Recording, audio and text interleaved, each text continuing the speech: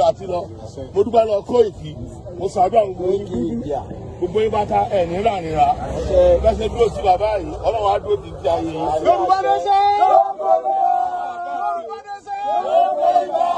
nation!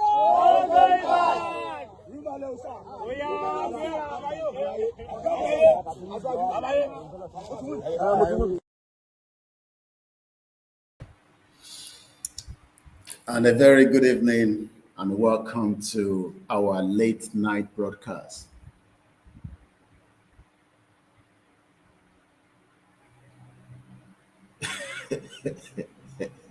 I've been once say something before now where you don't greet me. You dey use juju abi ìyẹn gbọ́dọ̀ máa ṣe nǹkan báyìí kò ní máa ṣe ẹbọ kékèké ọmọ Yorùbá kọ́ lẹ́yìn ni ìyẹn kan ní àwọn fẹsàn kí lẹ fẹ́ sọ tẹ́lẹ̀ wọn náà àwọn fẹsàn kankan ẹ̀yin tẹ́ wà lórí broadcast somebody on the Instagram mo ti start Instagram before the other platforms, and as usual, you know, while I was still doing my lipsticks and putting everything on àwọn fẹ́ sọ̀rọ̀ tẹ́lẹ̀ bọ̀ nígbà tí mo ti wá kí àwọn nísìn ara wọn wá tutù díẹ̀ ẹ̀yẹn ló ń pè ní àwọn ẹbọ kéékèèké kí lẹ fi sọ gangan tẹ́lẹ̀ wọ́n ní Koiki múlẹ̀ ó dà pé mo fẹ́ bú ẹ tẹ́lẹ̀ ni eléyìí tó ti wá kí mi nísìn kí la máa wá ṣe sọ̀rọ̀ ẹ báyìí mo kí gbogbo èèyàn ọmọ Yorùbá ìyẹn ló fi ń pè wá lọ́mọ Yorùbá ẹ̀wọ̀n fáwọn òyìnbó ló dé lọ kó àmúlùmálà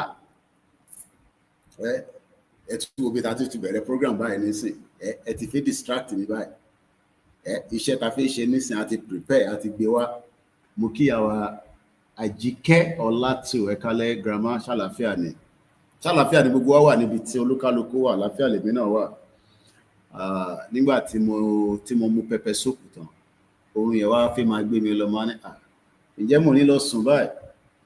So I just woke up and that means I have energy to run a 3-hour straight program. Mo mọ̀ pé ìkan lọ síbi iṣẹ́ lọ́la ẹnu iṣẹ́ lèmi náà wà ṣe má bí mi pé Koiki kan mi lójú afẹ́tètè ṣe tán ilé iṣẹ́ kan ní bíbáyìí náà bá ṣe ń parí kan náà là ń wọnú kan. Mo kí gbogbo wa pátápátá pé ẹ káalẹ́ o ṣe dáadáa ní Adébáyín kí má kí n jẹ́ kẹ́ sọ máìndì yín irọ́ ẹ jẹ́ kémi kí yín ẹ̀yin náà ẹ máa wo brọ́dà wa tó máa ń ṣe má sàn òyìnbó yẹn kò sí bó ṣe ní sàn òyìnbó nínú program yẹn ó máa twist wàá róyìnbó sọ àìtí rẹ ni tó jẹ 1 million naira yẹn kọ́lọ́mbà fi àlàáfíà ara sí brọ́dà mi yẹn mo like program yẹn at least ó tẹ̀ ń jẹ́ kó lu ẹ̀ máa gbọ́ kíyàn máa gbọ́ Yorùbá má sọ òyìnbó so mo gbọ́dọ̀ kíyàn ǹfẹ́ kíyàn kan wọnú broadcast mi kó ní àníyàn míì tó yàtọ̀ sí ìtajú wá sí bíbá Tinubu èèyàn wa náà ni kò kọ̀ support Yorùbá nation ni gbogbo àwọn olóṣèlú ọmọ Yorùbá ni wọ́n ọ̀pọ̀ support Yorùbá nation ni àmọ́ kí ló dé kí la ṣe fún wọn so mo kí gbogbo ẹ̀yin wa bí ẹ ṣe ń darapọ̀ mọ́ wa ẹ jẹ́ kémi náà tan àwọn screen mi oríṣiríṣi screen ló wà níwájú wa ká máa fi monitor irú ẹ̀yin monetary spirit àwọn kan ti wọlé báyìí nísìn lórí Twitter space gbọ́wọ́ ní fi jẹ́ kí n mọ̀ pé àwọn wà ń bẹ̀ wọ́n máa ń fi síbẹ̀ as anonymous at least ìbẹ́yìn tẹ̀ wọlé mo rí tẹ̀ lo fake account ọmọ àwọn àmásì yìí oríṣiríṣi underground tunnel tán ní Israel ti bọ́m̀bẹ̀ títí ìkan ló tún ṣẹ̀ jáde IDF forces have uncovered and destroyed a 500-meter Hamas tunnel in Beit Ano, northern Gaza, according to the IDF reservist ta ló mọ̀ tán pè ní reservist sójà tó ń lọ síbi iṣẹ́ tó draft wá sẹ́nu ogun àwọn yẹn wọ́n máa ń lọ síbi iṣẹ́ wá jí kí ló dé kí ni máa ń láòdì tó yìí mo mọ̀ pé máìkì yìí bó ṣe kéré ta ló rántí Kunta Kinte how many people watch Kunta Kinte mo kí ẹ̀yin tẹ́tí wọlé lórí Instagram good evening and welcome Plan B orúkọ yìí lórí Twitter Mr. Ọpẹ́ ẹ̀tàn àwọn ti Jagaban lélẹ́yìí o ọmọ Yorùbá ni mí, we can't move forward looking backwards. Àwọn tó bá ti gbé picture Tinubu sẹ́yìn báyìí àmọ́ kò Yorùbá ni wọ́n bọ̀wọ́ fẹ́ràn Tinubu púpọ̀. Ẹ bá sọ fọ́mọ olódò ọdẹ kó ṣe ní kíákíá. Ìgbò ò fẹ́ràn ẹ̀, Haúsá ò fẹ́ràn ẹ̀, Fúlàní ò fẹ́ràn ẹ̀. Èní sì ni day 47. So n tó bá ń béèrè pé ṣé bàbá wa kan send message wọ́n ní ṣé rally ṣì ń lọ, mo ní rally ò tí ì tán, rally ò dúró, rally ṣì ń lọ. Kọ́lọ́n wà pẹ̀lú wa.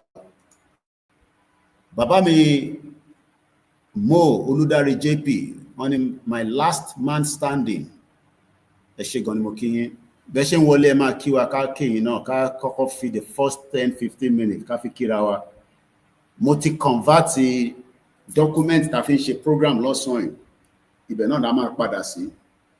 Mo ti convert ẹ̀ sí PDF. So mo ti gbé ó wà lórí screen mi báyìí. Àráyè l'OBS mọ̀ StreamYard là ń lò nísìn. But $44 ní intern yẹn. Kò ń ṣe free version lèmi ń lò. Ẹ mọ̀ pé iléeṣẹ́ tí wọ́n gbọ́dọ̀ máa lo free version. Because ó fún wa ní access. Koiki that your boy wey dey always broadcast wey go tell us the date, time on the live stream is very professional. Abeg promote am. He has a great future and is a reporting journalist. Okay. Èwo nú wọn kó má yẹ pé Martins nìyẹn. As a journalist, the most important thing you got to remember is the date and the time of events. Èèyàn mélòó ló rántí year wo ni Délé kí wá kú? How many people remember the date or probably the year or the month that Délé Giwa received a letter bomb to explode ní ilé, his private residence? How many people remember the date Tolulopa Rotile died? Prince Adebayo Shitu Ekale Chidadale Imodebayin. I know it's expensive buying data in Nigeria, but I wish we have access to give free internet. Bàbá mi Ìdòwú Ọlájùmọ̀kẹ́ Deborah. Ṣé obìnrin nìyẹn nàbọ́kùnrin? Ìdòwú Ọlájùmọ̀kẹ́ Deborah. Ìdòwú obìnrin náà máa ń jẹ́ Ìdòwú àbí? Àlàbá Ìdòwú. Is that a female or male? Ọlájùmọ̀kẹ́. Ọkùnrin ò ń jẹ́ Ọlájùmọ̀kẹ́ náà. Àbí ọkùnrin máa ń jẹ́ Jùmọ̀kẹ́. Then tún jẹ́ Deborah. So I believe that's a female. So Ìdòwú yẹn kò bébíà ìbejì ní twins. Bẹ́ẹ̀ ṣe ń wọlé ẹ bá wa mú program yẹn kẹ́ lọ jù sínú gbogbo inú group tẹwà. Mo kí gbogbo alẹ́ nǹkan sí Ọlọ́run jẹ́ ká jọra wa lójú. Mo kí gbogbo ilẹ̀ Yorùbá pátápátá. Wọ́n ní gbà mọ́ wa lọ́wọ́. Wọ́n gbà lọ́wọ́ àwọn tàná. Àwa náà ní jẹ́ kí wọ́n gbà lọ́wọ́ wa. Ìyẹn ò mí pé a ní jẹ́ káwọn ẹ̀yà míì kó má gbé pẹ̀lú wa. Àmọ́ we have to first love ourselves. Bàbá wa Yakubu Kọ́láwọlé, mo kí gbogbo ẹ̀yin ọmọ Yorùbá tẹ́ ń gbé ní North, ní Kano, Sokoto, Nasarawa, Katsina, Kaduna. Ibẹ̀ làwọn ọmọ Yorùbá kan ibẹ̀ lọ bí wọn sí. Àwọn kan ti fẹ́ Haúsá lọ́hùn, àwọn kan tẹ̀ ti fẹ́ Fúlàní. Ìyẹn ò mí pé gbogbo yín náà ni ẹ ní láǹfààní àti wálé, but like I always say, ẹ má ká wà distracted. Àwọn kan tí ń pè mí Koiki, Délé Giwa died on October. Ẹ ṣé gan ni àwọn grandma, àwọn láti mọ date. Bí a date yẹn coincide pẹ̀lú nǹkan kan tó ṣẹlẹ̀ níjọ́ náà lọ́hùn. Wọ́n ní Délé Giwa wọ́n pa ní October 1986. Babangida ló fi lẹ́tà ránṣẹ́ sí. Lẹ́tà tó fi ránṣẹ́ sí yẹn ó explode. Títí dọ̀la no justice. Kọ́lọ́n jẹ́ ká rí justice fún brother wa Mohbad. Ṣé mo wà live lórí backup channel wa? Gbogbo yẹn náà la máa ń kọ́kọ́ lọ check. Kò easy láti ṣiṣẹ́ tá à ń ṣe. Bí mo ṣe sọ gbogbo àwọn tó máa ń share fídíò wa, ẹ̀yin kọ́ là ń bá sọ̀rọ̀. Mo rí brother mi kan Fẹ́mi tó máa ń share fídíò wa sórí Facebook. Wọ́n tó wá sọ pé credit to Koikimedia. No. àwọn tá à ń bá sọ̀rọ̀ àwọn tó máa ń gbé fídíò tó máa kọ́tẹ̀ tó máa lo àárín fídíò wa àbí iwájú àbẹ̀yìn àgbà mí àwọn kan máa lo gbogbo ẹ̀ àwọn là ń sọ fún pé wọ́n gbọ́dọ̀ máa credit fídíò wa. Okay, our life lórí backup. Koikimedia our life for now. So every time tá bá parí program la máa upload ẹ̀ sórí ẹ̀. Like I said, we are jiggling and working around our platforms for now. So yàtọ̀ sí WD76 àti Koikimedia backup on the YouTube. Those are the two YouTube channels that will be live whenever we are live.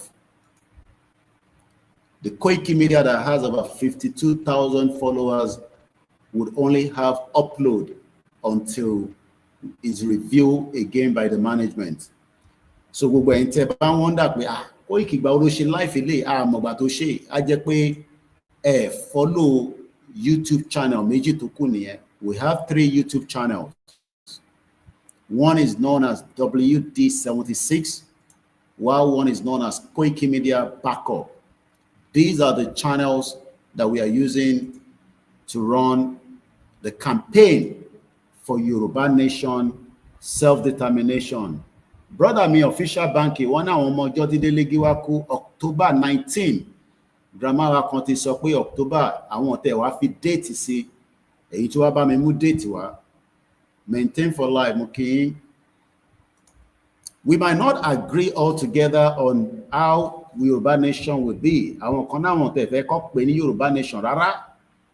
Mo ti ro fídíò yẹn mo wò tán bọ̀ mo ṣáà wo díẹ̀ ńbẹ̀. Wọ́n ní ká pè ní Odùduwà wọ́n nítorí pé àwọn ìlú Ọ̀yọ́ so àwọn fẹ́ jẹ́ Yoruba Nation. When I have the privilege to see Baba Akintoye, I believe he has answered that question again. But kò ń pọ̀ jù torí pé ìran Yorùbá mo máa ń sọ kinní kan mo ní information àti àlàyé òun ló jù. Let us not be distracted. Iṣẹ́ tó wà níwájú wa iṣẹ́ tó lágbára gan ni àtàwa tá ń ṣe àtẹ̀yin tẹ́ ń gbọ́ wa.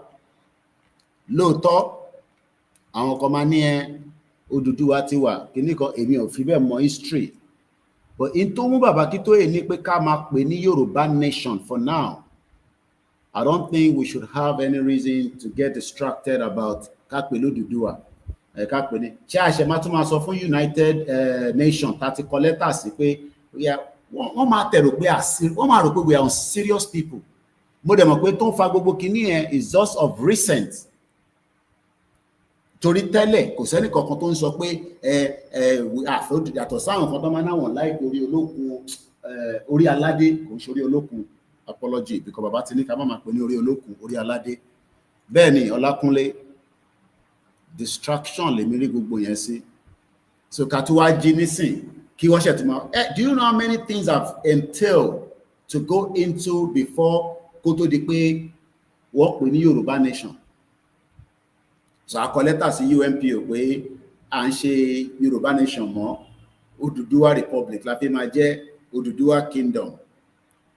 Wọ́n kọ́ máa rò pé ṣáwọn ilé serious.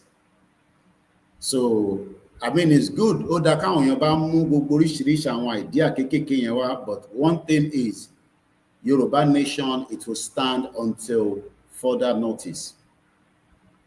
Mo rántí nígbà tí mo wálé ní 2021 fídíò yẹn ni mo pin sórí YouTube mi Koikimedia tẹ́ bá ti wọ Koikimedia wọ́n lè máa rí bẹ́ẹ̀. Táwọn kan nígbà tí mo wálé ni a change flag wọ́n ní red flag ni wọ́n ń lò tẹ́lẹ̀ kó tó di pé wọ́n sọ di all these are gbogbo àwọn kan tẹ́ ń sọ ìyẹn ló kéré jù. Bẹ́ẹ̀ ni ẹ ṣe gan ni Mr. Samson no going back ni ìyẹn ló kéré jù. Èyí tó jẹ́ pàtàkì bẹ̀ gangan ni pé ká kọ́kọ́ exit Nigeria. Ìyẹn ni priority, ìyẹn ló yẹ kó jẹ́ priority. Ṣé rí gbogbo orúkọ tá ń pè yẹn kò tẹ́ wa lọ́rùn ìyẹn la fi ṣe program ìyẹn kọ́ ló yẹ ká máa fi ṣe program. Èyí tó yẹ ká máa fi ṣe program ni pé báwo ni ọba ilẹ̀ Yorùbá ṣe gbọ́dọ̀ endorse pé kílẹ̀ Yorùbá dá dúró ilẹ̀ Oòduà láti Ilé-Ifẹ̀. Because bàbá wa Ọọ̀ni of Ifẹ̀ gan wọ̀ tí jáde officially pa àwọn fẹ́ Yoruba Nation àbá àwọn fẹ́ Odùduwà Republic tẹ́ ń sọ yẹn. Bàbá wa Láàfin náà tí jáde báwọn fẹ́ officially I mean wọ́n lè sọ ní background but ní official pé kó jáde síta àwọn méjèèjì ò tí sọ bàbá wa Lákè ò tí sọ ewé ọ̀fadó ò tí sọ bàbá wa Awùjalẹ̀ àwọn ti wàjà àìtí mẹ́rin tó máa jẹ́ so kí lẹ wá ń dara yín láàmú fún àwọn bá wa gbọ́n tó yẹ kó endorse ẹ̀ ọ̀ tí jáde sọ fún yín so why ìtò important lákọ̀ọ́kọ́ ni pé ká kọ́kọ́ gba freedom wa but ká tó gba freedom arákùnrin kan wà tó need the freedom ẹ̀ ó ń jà fún freedom but ó tún òun gan fúnra rẹ̀ need the freedom ẹ̀ ìjà tẹ̀ ń béèrè fún freedom fún ìjà ń rántí pé ó jẹ́ kó ní freedom ẹ̀ àbá ti gbàgbé ẹja gbọ́ láti iléeṣẹ́ wa níbí báyìí.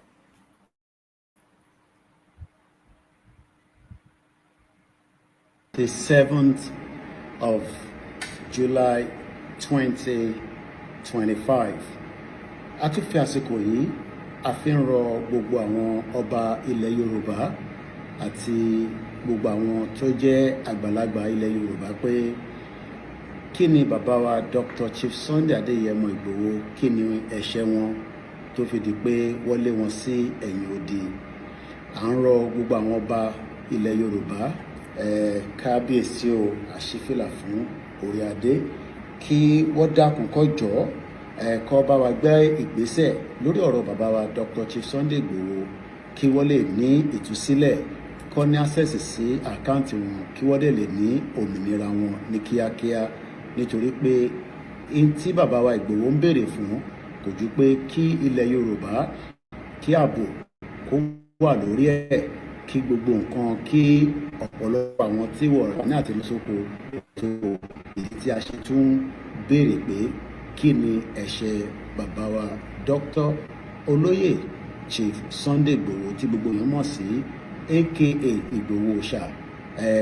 Màá tún fi àsìkò yìí rọ gbogbo ẹni tí ó bá rí fídíò yìí kó bá wa fi ránṣẹ́ sí gbogbo ibi tó bá yẹ kó dé kí ó lè ní etí ìgbọ́ fún gbogbo àwọn tó máa láǹfààní àti gbọ́. Orúkọ tèmi náà kò tí yí padà, Ọláyọmí Kóìkì tí gbogbo èèyàn mọ̀ sí Koikimedia, bringing the world closer to your doorsteps. tó òun náà ni a ti gbọ́ yẹn a máa sọ yẹn náà di anthem wa like I said a máa ṣe 30 days campaign. Ẹ ṣé gan ni ẹ̀gbọ́n mi Tokyo 778 mo mọ reason tí kìíní ẹ̀ ṣe ń lọ sísàlẹ̀. Koiki, regarding our passport, is it real, legit? It's flying everywhere on social media. Okay, let's return back. Ìbéèrè tó jáde láti Instagram ni pé Koiki, àwọn orin kankan tó dàbí bí passport, ṣé kò ń ṣe AI? Ṣé kò ń ṣe pé àwọn kan ti hijack movement mọ́ yín lọ́wọ́? Kí ló ṣẹlẹ̀ gangan? I can confirm that the passport is real.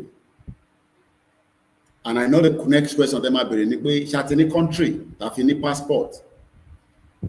Under the rules and the laws of the international, under the UNPO and the United Nations doesn't give a country. Àti ṣàlàyé yẹn many times.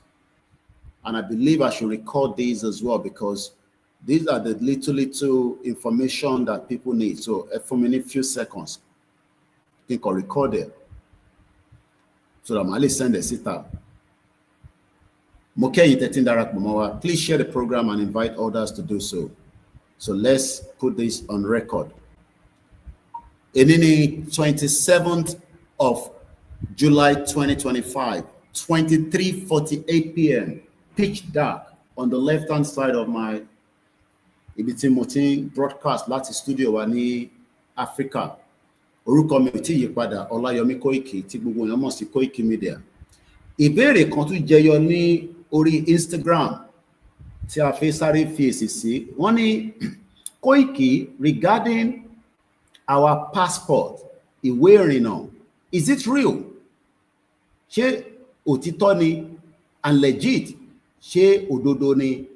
It is flying everywhere on the social media. Only káàkiri ní gbogbo social media. Interfere kó ṣẹlẹ̀ gangan náà ló ti ṣẹlẹ̀ yẹn.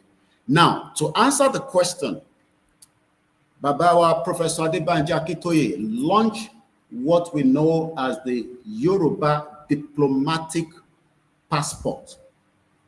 Ní inú oṣù táwa yìí ni wọ́n launch ẹ̀. After tí wọ́n launch ẹ̀ yẹn, ó ti mú oríṣiríṣi awuyewuye jáde àti ọ̀pọ̀lọpọ̀ ìbéèrè. Àwọn ìbéèrè tó ń jáde ńbẹ̀ ni pé lákọ̀ọ́kọ́ ni pé ta ló fún wa lẹ́tọ̀ọ́, ọwọ́ ta láti gbàṣẹ, òfin wo ló sọ pé a lè lọ issue passport tí orílẹ̀-èdè Yorùbá ò tí jẹ́ orílẹ̀-èdè. Ta lẹni tá a bá sọ̀rọ̀, ṣé federal government ni, ṣé Amẹ́ríkà ni, ṣé UK ni? Kémi kọ́kọ́ fi ti onígbàsígbòsì sí lára kó tó di pé mo kàn wá lọ through the normal diplomacy láti fi sọ̀rọ̀. Ẹ̀yin tẹ́ ń béèrè ìbéèrè yẹn, èmi náà ń bi yín pé ta ni British gbàyè lọ́wọ́ ẹ̀ kó tó kó mi mọ́ ọmọ Ìgbò, Haúsá àti Fúlàní ní 1914? Torí pé nígbà yẹn àwọn bàbá tó bí mi àwọn wà láyé, àwọn ìyá ńlá tó bí mi wọ́n wà láyé, and bẹ́ẹ̀ náà ló ṣe rí fẹ̀yìn tiyín náà. Ta ni British gbàyè lọ́wọ́ ẹ̀ nígbà tí wọ́n ró gbogbo Nàìjíríà tó sọ di country ní 1914, tó fi di pé látàrẹ̀ lèmi fi sá lọ sí UK, látàrẹ̀ ni màmá mi fi sá lọ, látàrẹ̀ ni ìyá fi ń jẹ èyí tẹ́ wà nílé. Tẹ́ bá lè bá mi dáhùn ìbéèrè yẹn náà. Náà kákọ̀ wá padà sí tọmọlúàbí tó ń pè ní pé torí mo ti gbé labroad kí má dàbí àwọn ọmọ ọ̀tá àbí àwọn ọmọ àgbèrò.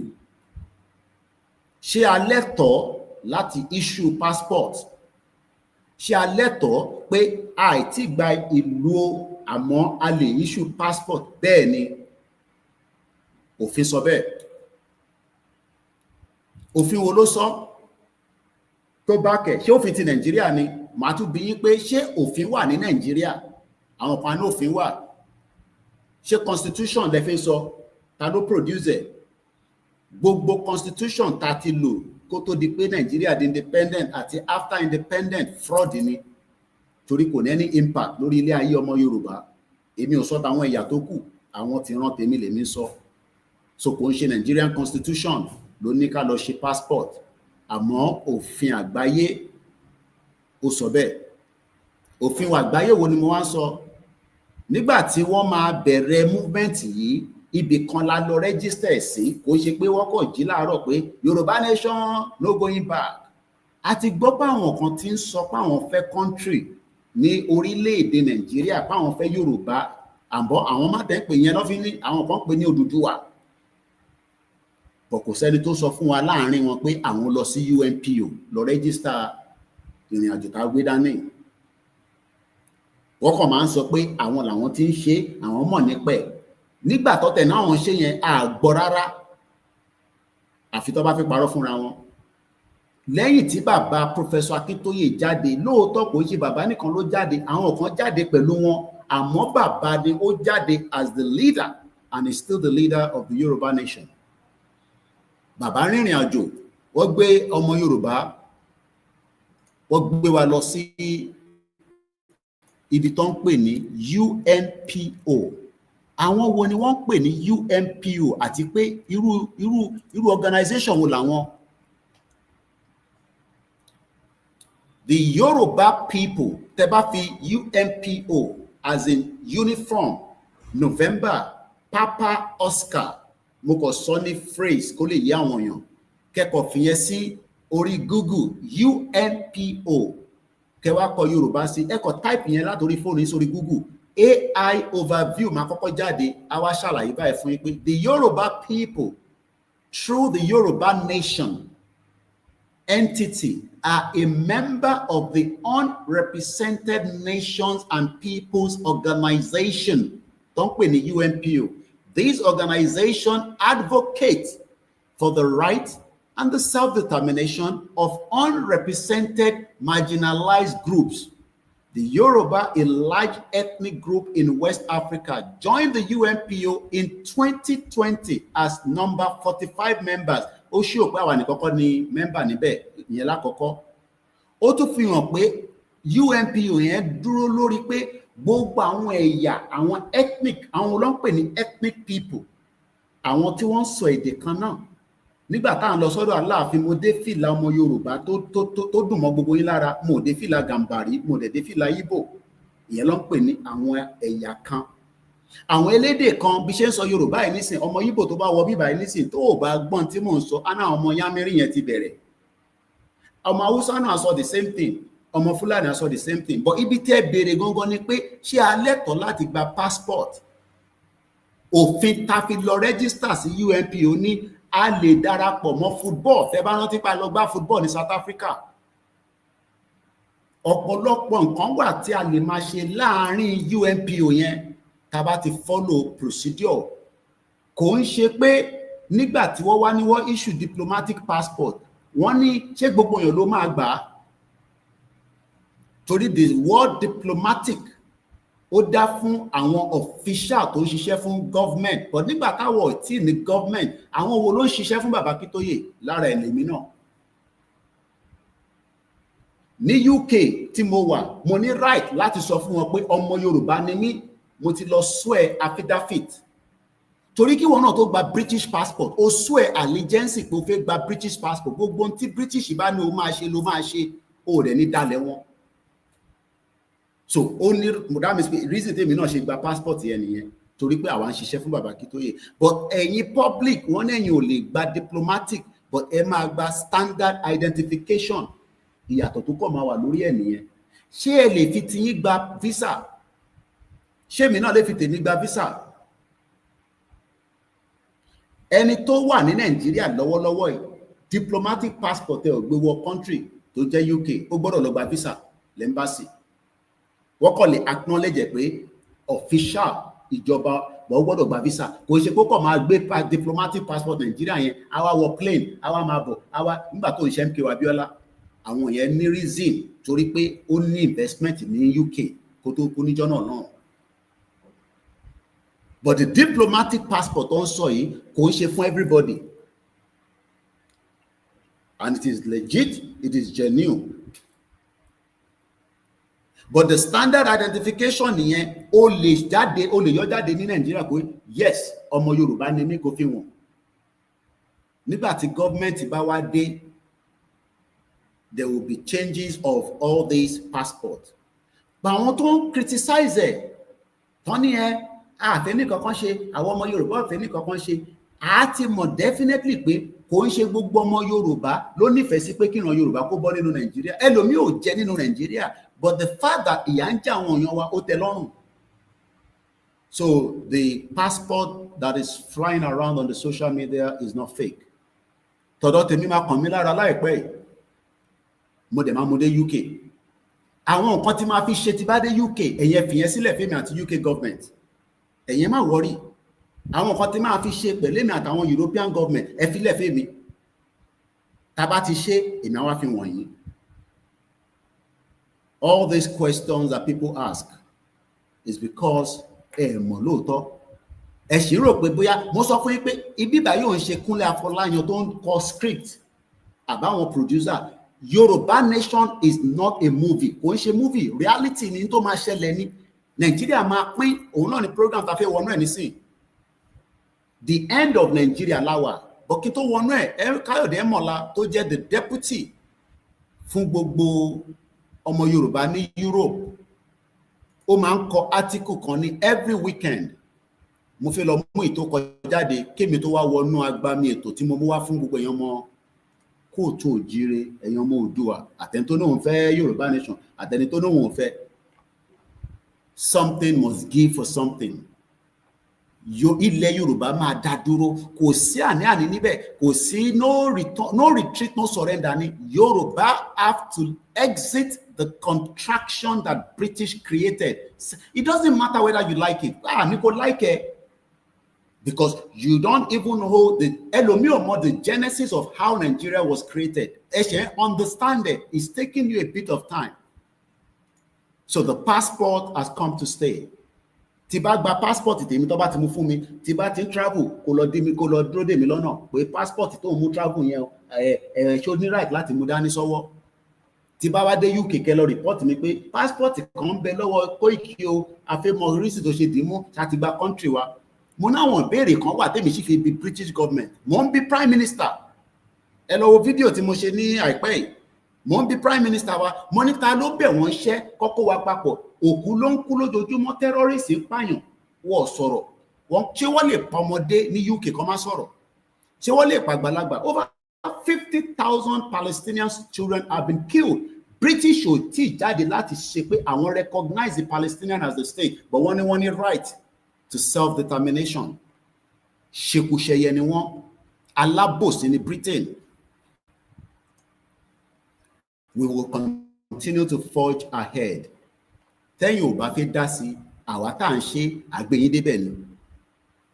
Bola Ahmed Tinubu has a very limited time to make up his mind and decide the fate of the Yoruba people so that we can leave Nigeria peacefully. Ìyẹn ni àkọlé ètò tá a tún mú wá pé Bola Tinubu must have the courage to dissolve Nigeria. Courage ló gbọ́dọ̀ ní. He must have that courage. We would encourage him. Do I believe that he would do it? No, I don't think so. We are not one in Nigeria. We can never be one. It does not matter the kind of interest that you have for Nigeria. Nigeria will never have peace until Toba break up or Toba dissolve. I remember when we started the broadcast in 2019, I always go by there and say, Nigeria at the verge of breakup. I don't like the word breakup. Money, it doesn't matter what you like. What matter is that people are now fed up. It's not about the political system in Nigeria. We're not talking about the political system. We are talking about something bigger than that, something much wider than that, something that has meaning. Who are we, Taniwa? Are we using our true identity as Omo Yoruba, Abobo Odua, whichever one you want to call yourself? No, we are not. Do we have the right to challenge it? Yes, we have the right. How do we take the country?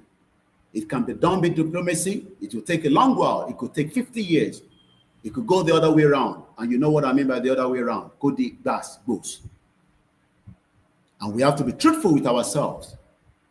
The end of Nigeria is around the corner, and nobody can stop it. And I hope this short message answered the question. And the question again before I go was, is the passport real? Is it legit? Like I said, mine has been issued. I have done my affidavit to indicate that I am an indigenous Omo Yoruba. Tibati Mude UK, Kelo challenge me, Pelolopani UK, with passport kan wà lọ́wọ́ mi.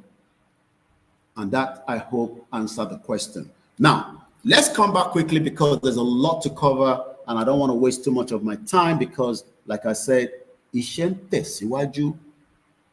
Let's quickly give us what Kayode Emola wrote in his article. Mo fẹ́ gbé jáde but I'm trying to bring it to my screen, but my laptop needs a lot of upgrade.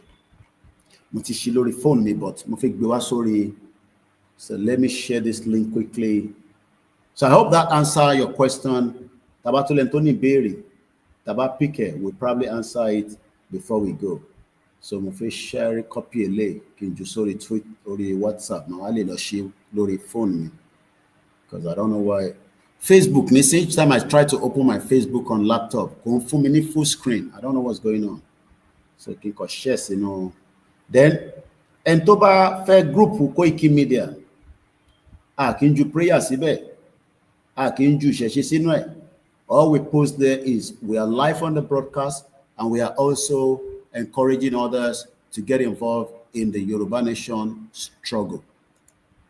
Gbogbo wa la ní ẹ̀tọ́ láti darapọ̀ mọ́ ọ̀rọ̀ Yoruba Nation. Kò kàn mí. Tá bá sùn àsùnpara ju bó ṣe yẹ lọ, things will get worse. Ìyẹn làwọn ṣe fi sùn. Now I think I have it here. That's the beauty of technology. Mo gbé látorí phone, mo jù sínú WhatsApp group. So ti jáde síbí báyìí nísìnyí. So màá gbé wá sórí, instead of wà lórí Internet Explorer, màá gbé wá sórí Google. So that mo fi show right up here. Kí ni Kayode Emola sọ? Kí ni ó kọ jáde ní weekend yìí? Kí n tó lọ sùn, I was monitoring a lot of things that is happening around the world. Ọlọ́run má jẹ́ rí ìjà iná ṣẹlẹ̀ lọ́wọ́lọ́wọ́ ní Turkey. Ọlọ́run má jẹ́ rí ìjà omi ṣẹlẹ̀. All these things are not affecting Yoruba land yet. Àmọ́ t'Ọlọ́run fi ṣe fún wa. bẹ́ẹ̀ ni Nàìjíríà máa pín lórúkọ Ọlọ́run alààyè. Ẹ ṣé gan ni, mo kí gbogbo èèyàn wa. Ṣé jẹ́ ká tètè tẹ̀síwájú torí àsìkò àti pé torí àwọn tí battery cell wọn àbí data kò pọ̀ lọ́wọ́ wọn. Ṣé jẹ́ ká kọ́kọ́ lọ gbọ́ ẹni tí Káyọ̀dé Ẹ̀mọ̀lá tó kọ ní article ní weekend yìí. Please share the program and invite most of your friends and enemies to come and listen, especially àwọn olóṣèlú. Ẹ pè wọ́n wọlé. So it's called Voice of Emancipation. Voice of Emancipation.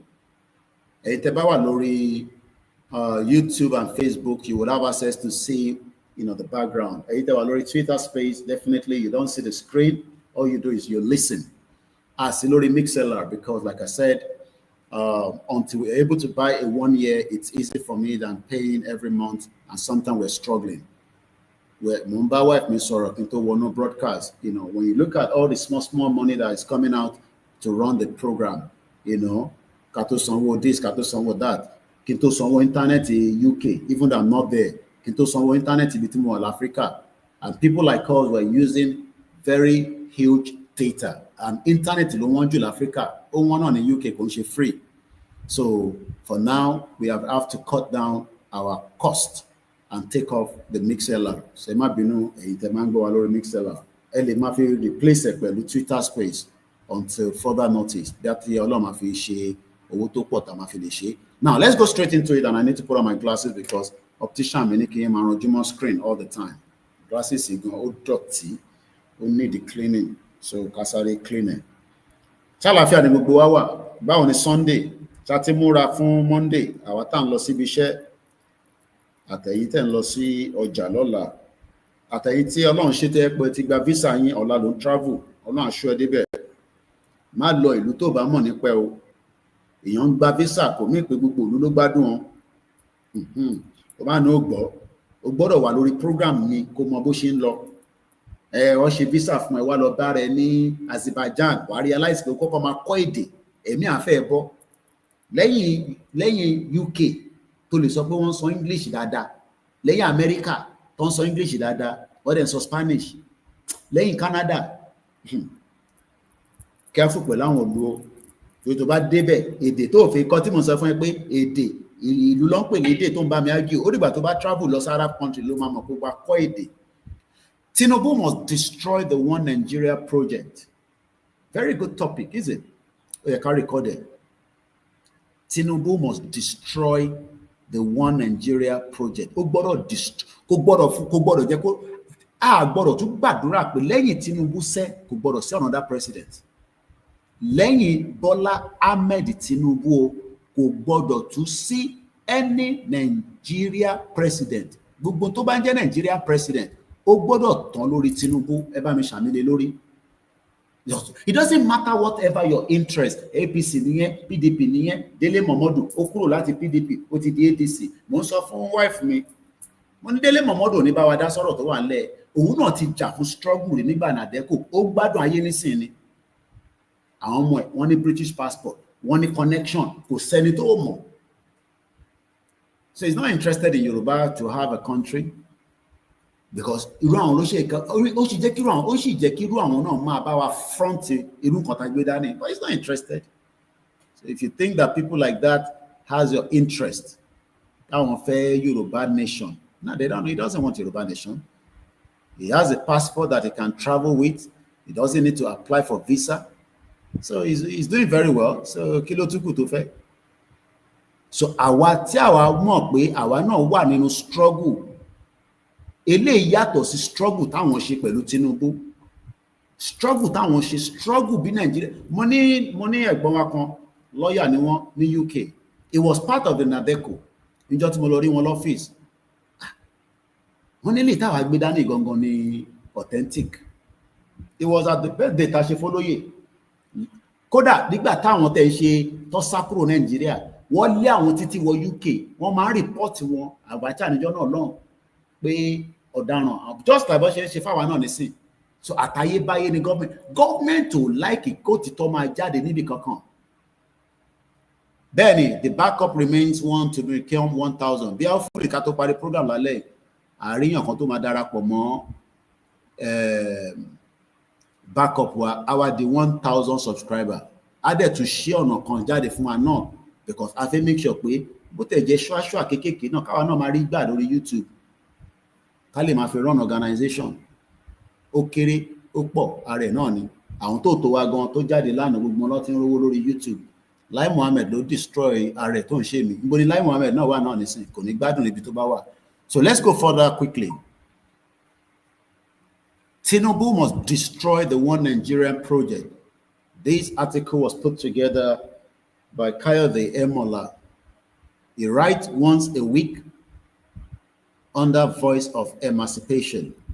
The headline of the topic of the article says, and I quote, 27th July 2025, Tinubu must destroy the One Nigeria project. I agree with that. Do you agree? Or you are still in doubt? I believe Tinubu should do the needful as quickly as possible to destroy the One Nigeria project put together by the fraudulent country called Britain. Because fraudulent country ni wọ́n ẹ mú Yorùbá ẹ dà mọ́ Igbo. Igbo wa argue pẹ̀lú wa lórí ilẹ̀ wa. Ẹ mú Fúlàní ẹ gbélé wa lórí àwọn yẹn wá ń sọ pé they are born to rule. Hausa àwọn yẹn náà ń ṣe tiwọn, olúkálùkù ń ṣe tiwọn.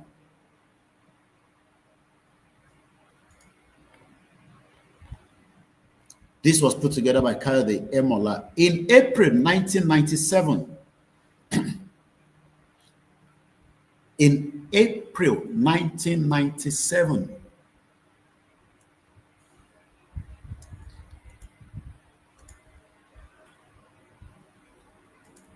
There's something I want to bring quickly so that some of you that have never had this before, or you've never known that Tinubu himself said it before I read that, I've seen what I want to say, but I want to quickly bring it onto the screen before we go back to the article.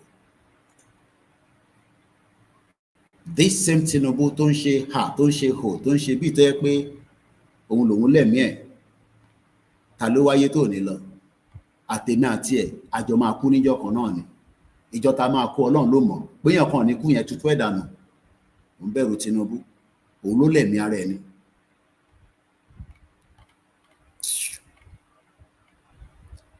Òun ò ṣe dúró fágbà tàbátà ń le, òun náà ṣe dúró. Wọ́n ní mọ̀jàmọ̀sá la fi máa kíkanjú, àwọn ọ̀dẹ̀ bàjà, we're just telling him the truth. And we hope he will listen to the truth. I hope I have that article. If not, I have it there quickly. Let me show us so I can switch things around from the browser.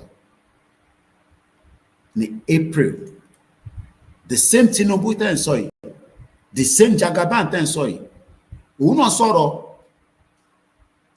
kí ló sọ? Òun ni mo fi sáré fi wọ̀n wáyìí. Fẹ́yìn tẹ́ ń wò lórí screen.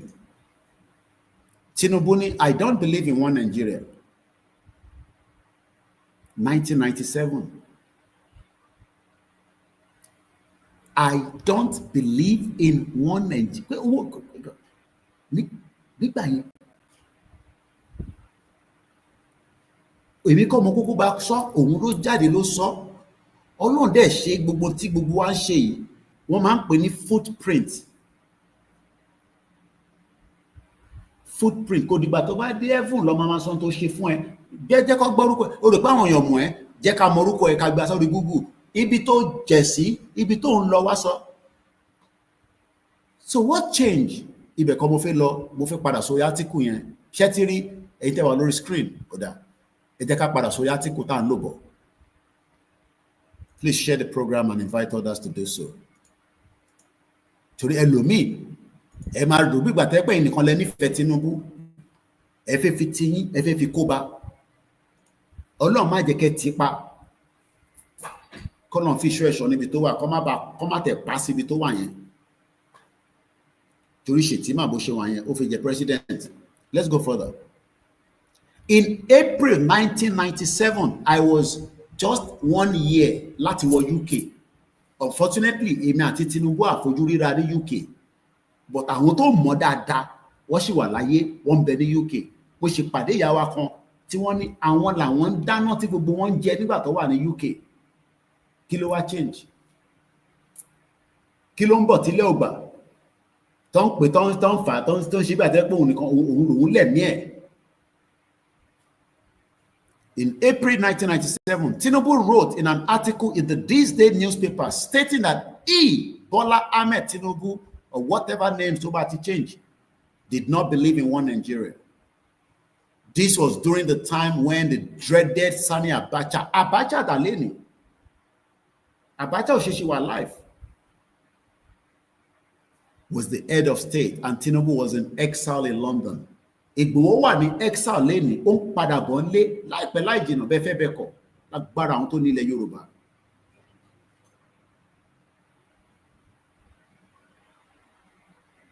The question now is, if Tinubu did not believe in one Nigeria in 1997, what changed? Kí ló yàtọ̀?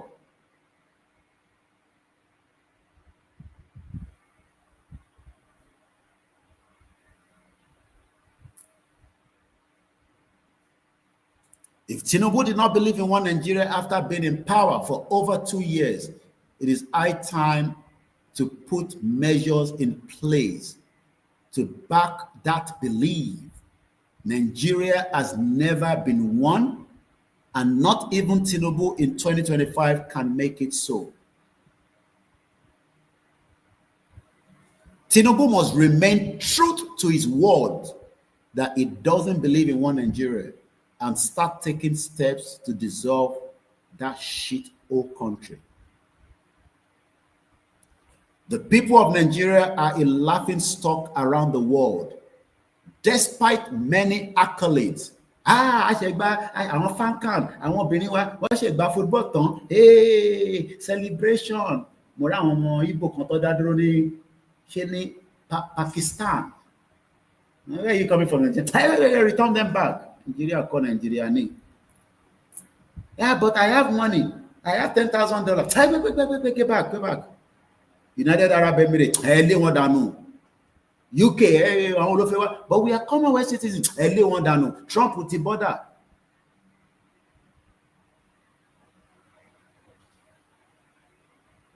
Laughing stock around the world.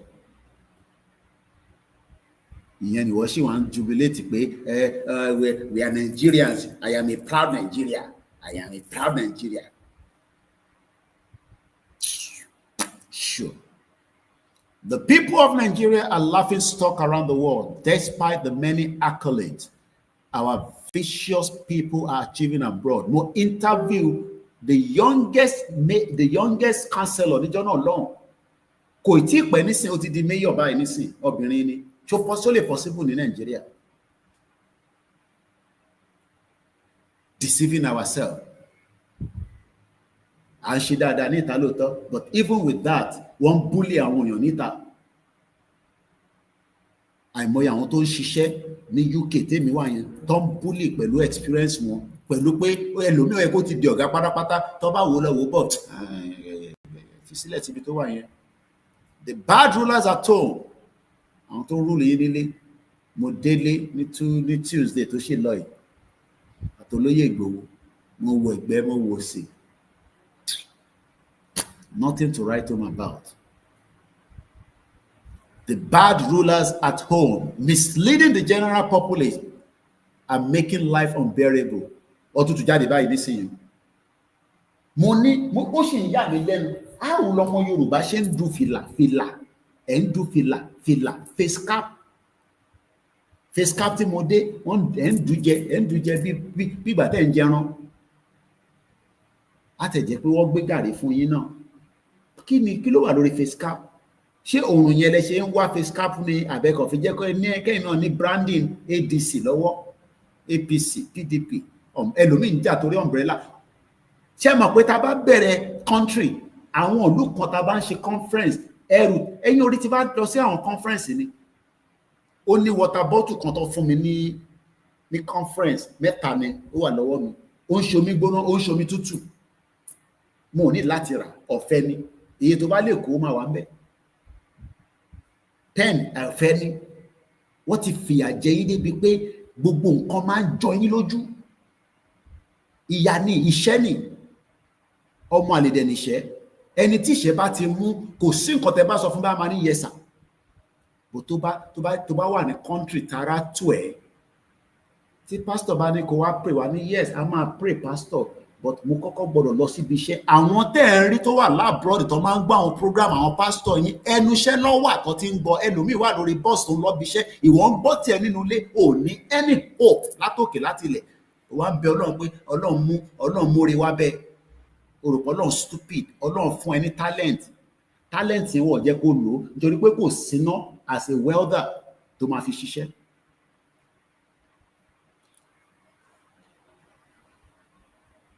The bad rulers at home misleading the general populace and making life unbearable. Therefore, there is no reason why the president cannot follow through with the dissolution of the country. Rather than complain about resources allocation to the state and local government. Mo fáwọn gọ́vùnà yín lówó kí ló dé tó fowó tọ́jú yín ìgbà tóun wà ń bẹ̀ ṣó fowó tọ́jú gbogbo wa. A mọ̀ pé òun àti Ọbásanjọ́ lóòótọ́ wọ́n wà in good terms as a governor bó ṣó fowó tọ́jú ẹ̀yin nígbà tẹ́yìn jẹ́ ọmọ Èkó ṣó Tinubu fowó tọ́jú yín. The endemic corruption in Nigeria cannot be fought when there is mass hunger in the land. Mo ń gbọ́ pé reason tó ṣe máa ń àwọn custom yẹn ṣe fi para wọn sí ojú títì òrìn pé ó fẹ́ tètè kọ́lé torí kò mọ́jọ́ tó máa gbé kúrò níbi tó wà yẹn. Ó fẹ́ tètè ra mọ́tò kò mọ́jọ́ tó máa move kúrò níbi tó wà. You now wonder why extortion goes on in the borders. We have seen time and time again how the average wage available to our people cannot supply their needs beyond the day, much less keep them for a month. Mo kẹ́yìn tẹ́ ń darapọ̀ mọ́ wa ẹ bá wa pín ètò ìtorí Elédùmarè. Mo ní èmi ní máa yọ ẹ̀mí ẹ̀ kúrò lára Nàìjíríà òun farawé tó wà lábroad tí wọn náà bá ti dá abroad o lè máa farawé but for now as long as tó bá wà Nàìjíríà má farawé tó wà lábroad tó ń sọ fún ẹ pé Nàìjíríà máa dá. It doesn't matter whoever they are, pastor ni wòlíì ni babaláwo ni individual ni as long tó bá tí wọn náà bá dọ̀hún ìwọ náà lè sọ pé but tó bá wà Nàìjíríà tó ń sọ pé Nàìjíríà máa dá you must be something kòkòrò ń jẹun lórí ẹ̀ kòkòrò ó wà lórí ẹ̀ tó ń jẹun lórí ẹ̀. Nàìjíríà máa dá lè ní sálọ ní 1998 ní mọ̀mísí mi sálọ ní 1992 ṣó rò pé mọ̀mísí mi ò lówó lọ́wọ́ tó fi ń ṣe business ní 1992 ni 23 countries around the world ni màmá tó bí mi ti lọ kọ́ tó bí mi ní 1978 ni mọ̀mísí mi ti ń travel ìwọ ṣe wá ń sọ ìwọ tó bí lánàá ló ṣe wá ń sọ pé Nàìjíríà máa dá ìwọ ló máa fix ẹ̀. So bàbá kí tó yóò mọ̀ pé Nàìjíríà máa dá lọ́sẹ̀ sọ pé Yorùbá ní ká fi ṣe nísìn ẹ mọ̀la tó ń rí yẹn kò sílùú tó ti lọ ó ń gbé ní Wales tó ń gbé gbogbo population wọn ní Wales the same Wales tó bá fẹ́ lọ gbá bọ́ọ̀lù wá kó lọ ara wọn wá lọ gbá bọ́ọ̀lù England á lọ Wales á lọ Scotland á lọ Northern Ireland lọ àwọn kàwá papọ̀ pẹ̀lú Igbo àti gbogbo wọn wá ní ká lọ gbá bọ́ọ̀lù gbogbo population Wales bí ṣe ń bẹ sọ̀rọ̀ níbi tí ẹ mọ̀ láti kọ́ átíkù yìí 3.1 million the whole population wọn 3.1 million. The current population of Wales is estimated to be around 3.16 million specifically. This represents an increase of 1%. The population has been steadily increasing with the 2021 census.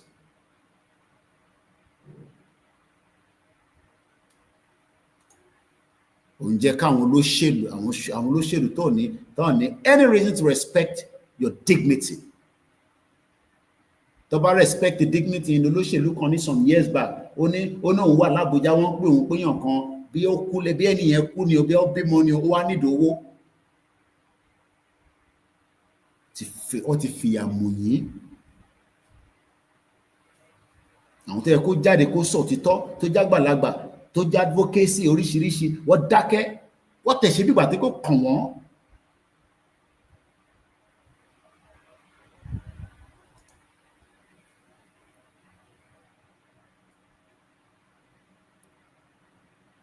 Salary kan san fún yín tí ó last fún 1 month ìyẹn lẹ ṣe ń jalè nínú ọ́fíìsì náà.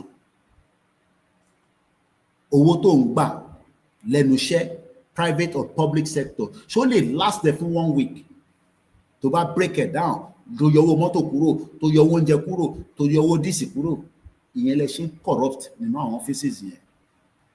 Ìyẹn lẹ ṣe ń lu gbogbo business lulẹ̀ kò sí business kan tí diaspora lè set up ó máa lulẹ̀ pa ni.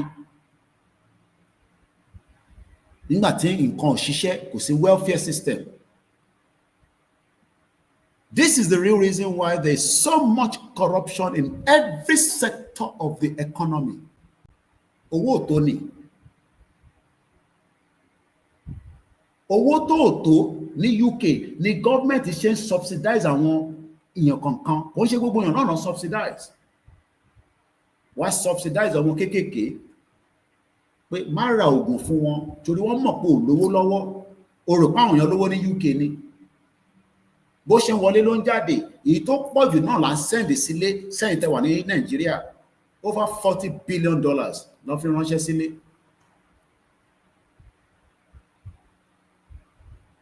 Sálárì yìí ò débì kankan fáwọn tó tẹ̀ níṣẹ́ so báwo ni wọ́n ṣe ní máa gba extortion lórí títì. Everyone in position of authority want to help themselves to the legacy of their office, not minding the damage inflicted upon the economy. So we must appeal to the conscience of President Bola Ahmed Tinubu, Omolodo Ode, Baba Seyi Tinubu, Pasiko to Baba, dissolve this union. Kolukaluku ma lọ. Ká lọ di ọmú ìyá wa mú, ká lọ sort ara wa out. Ká mọ who is who, ká lè tọ́jú èèyàn, ká tọ́jú ara. Tó bá tẹ̀ máa lọ 7 náà ò ní lọ 7. Torí àfi jẹ́ kó lọ sí hell bí Buhari, because Buhari hellfire ló máa lọ. Tó bá sọ fún mi pé Buhari ò lọ sí hellfire ló máa lọ. Gbogbo àdúrà tó bá ṣe fún kò ní gbà. Fún ìyà tó fi Yorùbá jẹ àti jàǹbá tó ṣe fún wa.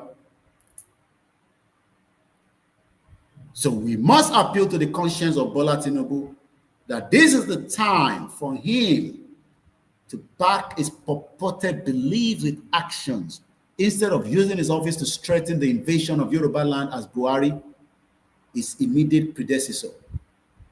Wọ́n gbé sí hospital láti April, wọ́n ní £3,000 a night ni wọ́n san lọ hospital yẹn. Ìwọ jókòó sínú ibi tí kò sí hospital, òní Nàìjíríà máa dá. He must follow through on dismantling the Fulani jihadist One Nigerian project. One Nigerian project is a Fulani agenda. One máa gbalẹ̀ yẹn kò bá take it 40 years, kò bá take 100 years, and one time. So the quicker we exit, the better, so that we can start building a defense mechanism across gbogbo Yoruba land. Kó tó wọlé kí sensor máa rí ẹ mú. Mo ní if the UK government can take my own fingerprint, kò sí bá bálẹ̀ ẹni tó máa sọ pé nígbà fingerprint anybody nígbà tásìkò yẹn bá tó tàbá ní government tiwa. If you cannot accept it, you have the right to go back to your own country bí tó bá ti wá. A deport síbẹ̀. A fún ẹ lówó mọ́tò, a gbé dé border, a jẹ́ sí border. UK gba fingerprint tèmi, tàbá gba country. Kọ́mọ Igbo kan sọ fún mi pé àní gba fingerprint ẹ̀. Àbọ̀mọ̀ Hausa àbí Fúlàní kan. Pé náà àní gba fingerprint yín o. A lè gba fingerprint mi o. A deport ẹni. America ń deport anybody lọ́wọ́lọ́wọ́ báyìí nísìn. Kọ́lọ̀ ń ṣọ̀nà àwọn èèyàn wa tó wà lọ́hùn. Ẹni tó dẹ̀ ní American passport, ìwọ náà ṣọ́ra. Àsìkò yóò ṣe time tí èèyàn máa káàkiri bẹ́ẹ̀ ṣe oníwòlémọ̀. Green kí lẹ máa ń pè green card yìnyẹn kò make any kò lọ́dọ̀ Trump nísìn. Àìmọye àwọn tó ti há síta báyìí. Tẹ́ ẹ̀ bá ní any reason, ẹ fi lọ bá wọn ṣèyàwó, ó gbé green card dání, Ọlọ́run jẹ́ kó ráyè wọ America padà. Ẹ má jókòó sí Amẹ́ríkà kí ọ̀rọ̀ máa ṣe wọn bá tẹ́lẹ̀ ṣe ká lè máa rówó support Koikimedia. Tí ó bá lọ́lé tó bá tẹ bá ti á sí Nàìjíríà ń ṣe country tí yàn kan máa sọ fún pé ó sweet o ó sweet lóòótọ́ after 1 month wà rí pé kò sweet. Àwọn tó ń sọ pé kó sweet yẹn tó bá ti rí pé kò sí lọ́wọ́ ẹ̀ mọ́ wá kíkẹ́ dànù ni.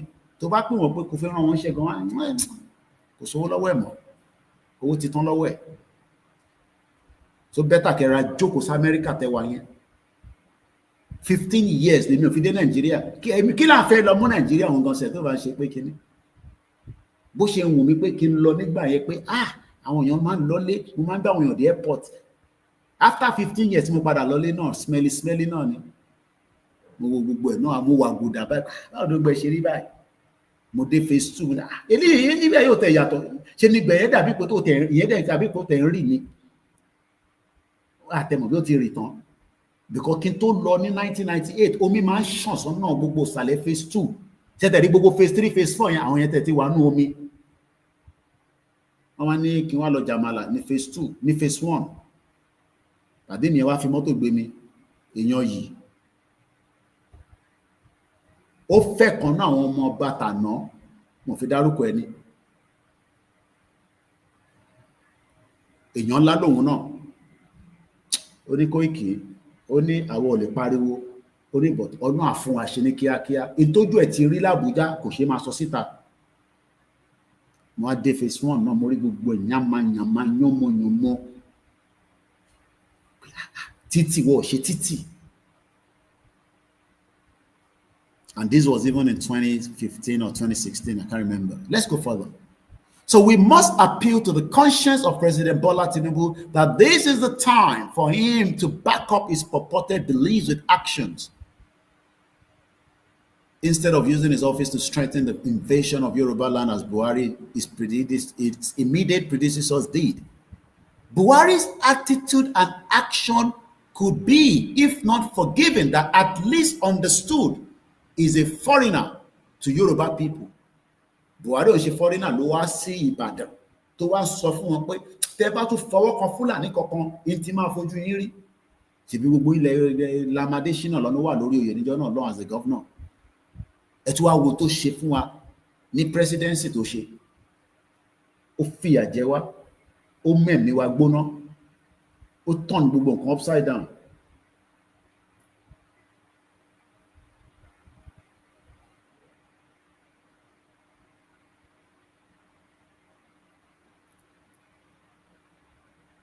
The president must remember that the issues of ranching, I've gone too far. He is a foreigner. Buhari is a foreigner. Ó lo Nigeria, ó fi develop Niger níbi táwọn ìran ẹ̀ ti wá. I don't think President Tinubu will be accorded the same grace if he abuses his position as president of Nigeria to the detriment of his kinsmen. The president must remember that the issues of ranching and ruga is known as land grabbing. Fún wọn nílẹ̀ kan máa fi dẹran. Ṣé wọ́n fẹ̀yìn nílẹ̀ nígbà tẹ́yìn fẹ́ kọ́lé tẹ́ fi ṣe àwọn estate yìí ṣèbí gbogbo àná la máa rí àǹtà lẹ́ o, ẹ̀rá lẹ́ o, ẹ̀wára lẹ́ o. Ṣe sọ pé kọ́ fún wa lọ́fẹ̀ẹ́. Àbí ká kọ̀ lọ invade ilẹ̀ onílẹ̀. A mọ̀ pé àwọn ọmọ onílẹ̀ kan máa ń ṣe yẹn. Tó bá ra lẹ̀ tó tètè develop ẹ̀ wọ́n gbà mú ẹ lọ́wọ́ nìyẹn. Ó ti lọ nìyẹn. Olóyè ló máa pè àìmọye àwọn tó lóyè ti bá yanjú ọ̀rọ̀ ilẹ̀ báyìí. Problem upon problem lójoojúmọ́. A system that is so corrupt. Wàá ra lẹ̀ wàá tún kẹ̀mí ẹ̀ sókè. Ṣé ìgbà tẹ́yìn ra lé l'Amẹ́ríkà ẹ kẹ̀mí yín sókè? Ẹnìkan ṣe wá àmọ̀ pé àwọn gypsy náà máa ń káàkiri o.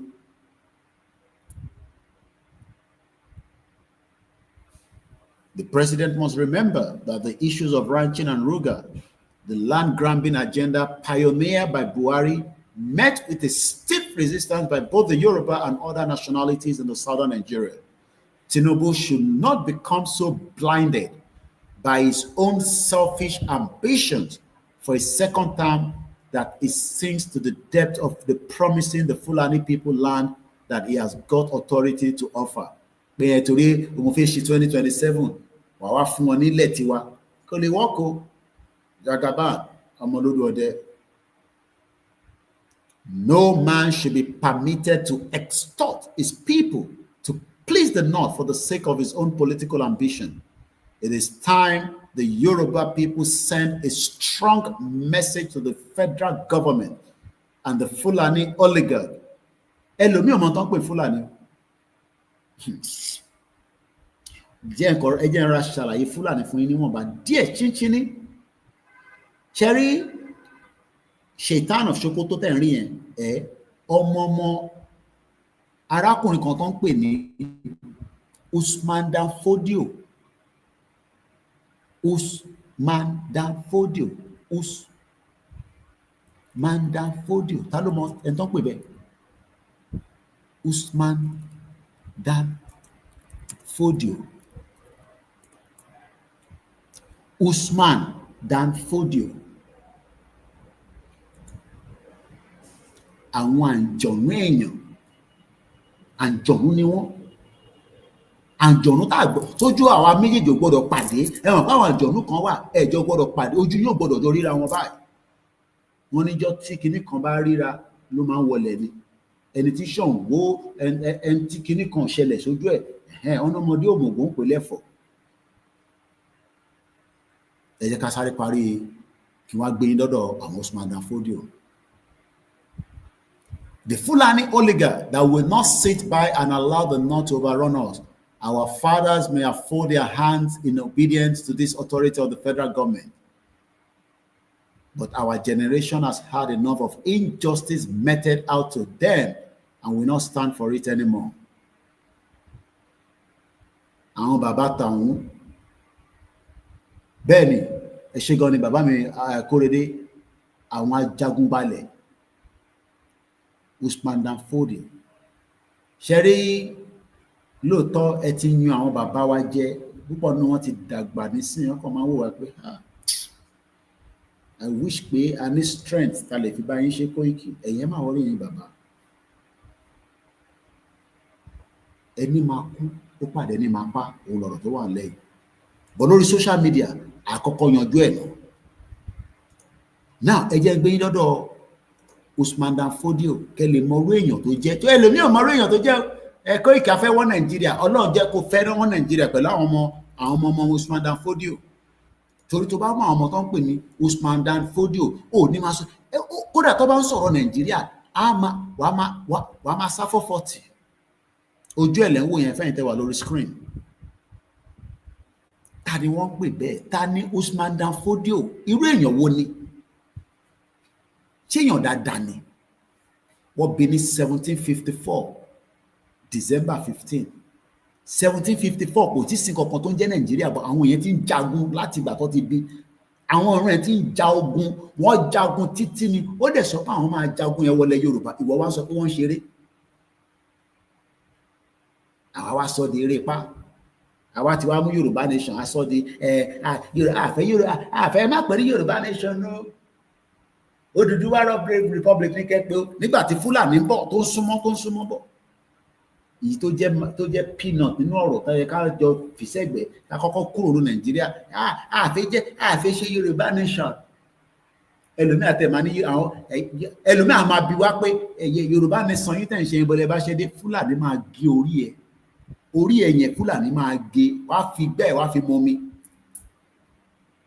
Wọ́n náà ọmọ kọ́ọ̀tì kan mò ń wò láàárọ̀ yìí àwọn yẹn fi lọ initiate ara wọn nínú igbó Fúlàní bá kó gbogbo wọn àwọn 25 ẹ sọ pé ó ti lọ. Ọlọ́run má jọ pàdé Fúlàní ó sọ pé àmì Ọlọ́run má jọ Fúlàní 1 million ọ̀dẹ̀ lè dágbòwò dúró bẹ́ẹ̀ ni mo sọ 1 million wọ́n lè dá dúró. Ọlọ́run dá Ìgbòho bẹ́ẹ̀ ni ó wá ń sọ fún akájọ ọjà ká béèrè fún security ká béèrè fẹ́tọ̀ wa ìwà ní kò kùn ẹ́. Kò dàgbà púpọ̀ Usman Dan Fodio yẹn ò dàgbà púpọ̀ ó kú ní age 62 àwọn èèyàn tí ń kú ti pẹ́ òun náà ṣe wà láyé bò kò sí láyé mọ́ bò ìrun ẹ̀ sì ń operate bó ṣe wà yẹn. Tẹ bá rántí pé every time Àtíkù ó máa ń lọ sí graveyard ẹ̀ á lọ máa ṣàdúrà níbẹ̀ wọ́n ti ṣú mo ti rí ìtàtíkù lọ síbẹ̀ but ta ló ń pè ní Usman Dan Fodio ká lè tètè dé ládé tí mo fẹ́ kó pẹ́ púpọ̀ audio tí mo rékọ́dì. Shehu Usman Dan Fodio was born December 15, 1754. Ó kú ní 20th April 1817. Ó ja ogun tó fi kú ni. Ìyẹn máa ń jagun ayé ni. But ogun ayé tá à ń sọ ni pé ká kọ́kọ́ jagun ilẹ̀ Yorùbá náà. was a Fulani Parakuni, scholar, Islamic religious leader, teacher, poet, revolutionary. Àwọn believe pé ká tẹ̀jẹ̀ sílẹ̀ ẹni máa kú ni kó kú ní òun làwọn ọmọ yẹn ṣe lọ́wọ́ fún wa nísìn. Ṣé ó yí sì kí ọmọ Yorùbá gbéyàn kó wá dúnbò ẹ̀ kó wá yọ orí ẹ̀ sẹ́gbẹ̀ẹ́ kó yọ apá sẹ́gbẹ̀ẹ́? Ẹ rántí fídíò yẹn àti náà lo fídíò kankan mọ́ lórí platform wọn. Wọ́n gé bàbá yẹn lọ́wọ́ méjì ó tún sunkún. Ọmọ Nàìjíríà ẹ gbà mí o, wọ́n ti gé mi lọ́wọ́ lọ. Torí ó believe in one Nàìjíríà. Ọmọ Nàìjíríà ẹ gbà mí o. Bàbá yẹn lọ́lọ́mọ mi tó wà nísìn. Ẹ̀ tó lọ́wọ́ méjèèjì báwo ló ṣe fi tábà? Tó bá yàgbẹ́ nísìn báwo ló ṣe fi tábà? Ẹ̀ sọ̀rọ̀ oko ó ti gbádùn nínú ilé báyìí nísìn. Bọ̀tá bá gba Yorùbá country irú àwọn èèyàn ní kíára. God bless UK. Bó ṣe jẹ́ ṣekúṣe yẹn yéé iṣẹ́ táwọn kan ṣe lábroad nìyẹn. Kí n tó máa bọ̀ bí aládùúgbò mi mo ti rí wọn, àwa máa ń dá wọn mọ̀. Àwọn ọmọ yẹn àwọn tó bá ní a bit of physical challenge la máa ń pè wọ́n, à ń sọ pé disability physical challenge. Wọ́n máa láwọn àwọn tó máa mú wọn káàkiri, owó burúkú wà lọ́wọ́ wọn àwọn ọmọ yẹn. Èmi a máa ṣe bí ẹyẹ yín ẹ ti rí àwọn tó máa èèyàn dúdú àbí gbà mí òyìnbó, but mostly iṣẹ́ táwọn dúdú máa ń ṣe lábroad nìyẹn. Èmi ò kọ lọ sí care sector ní hospitality sector lèmi ti ṣiṣẹ́, but ọ̀pọ̀lọpọ̀ Africans inú ibi tó ti ń ṣiṣẹ́ ní ẹ̀ tó ti ń jẹun tó ti ń send owó sílé, inú ìgbẹ́ tó ń fọ̀ yẹn ló ti ń send owó sí wọ́n tó ń sọ pé wọ́n ń fọ̀gbẹ́ ní London. Adẹ̀tí náà fi ṣe pé mọ́ lórí program wa àti di èèyàn tuntun. Ìgbẹ́ ló ń fọ̀ lábroad, ìgbẹ́ tó ń fọ̀ yẹn ló fi ń send owó sí wọ́n tí wọ́n fi ń ṣe tó fi ń ṣe jigijigi tó tún máa lóyún tó máa fúnyàn lóyún tó tún máa bá ń tiẹ̀ lábroad. Ìyàwó mi lóyún ṣe á máa ṣe kọ́mọ́ next week.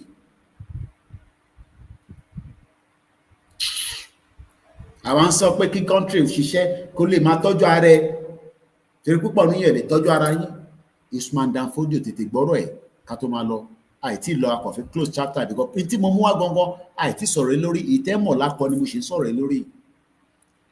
Was born in Gobe, Gobir, the kingdom of Gobe yẹn tó o bá gbọ́ rí farabalẹ̀ was a Fulani kingdom.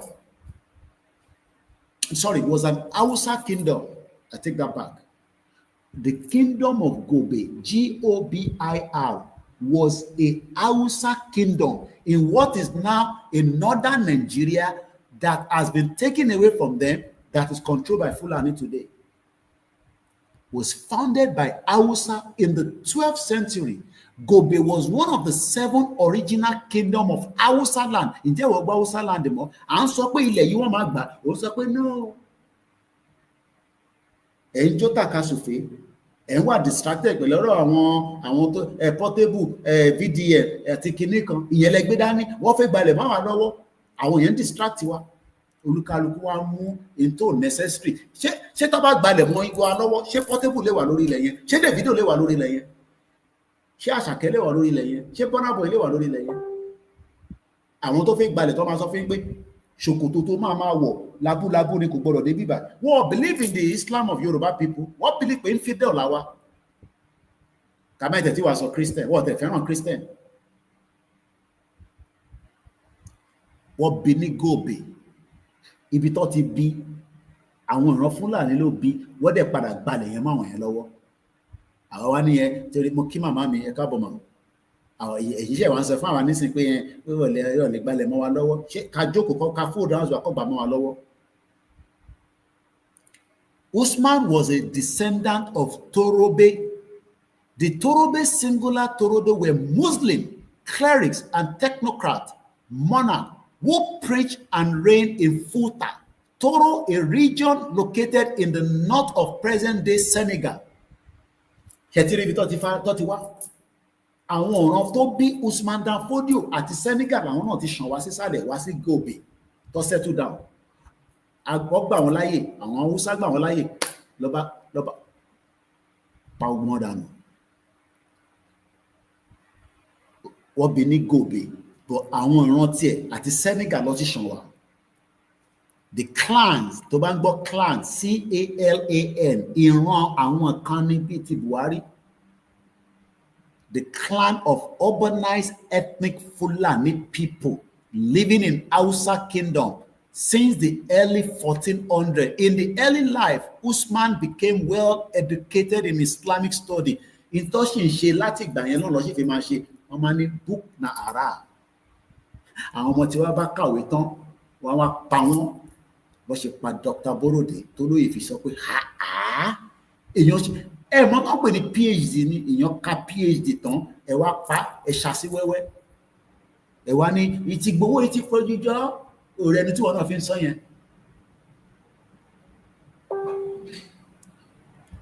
Usman Dan Fodio formed and began Islamic religious and social revolution which spread from Gobe to Hausa land throughout the modern Nigeria títí dé Cameroon.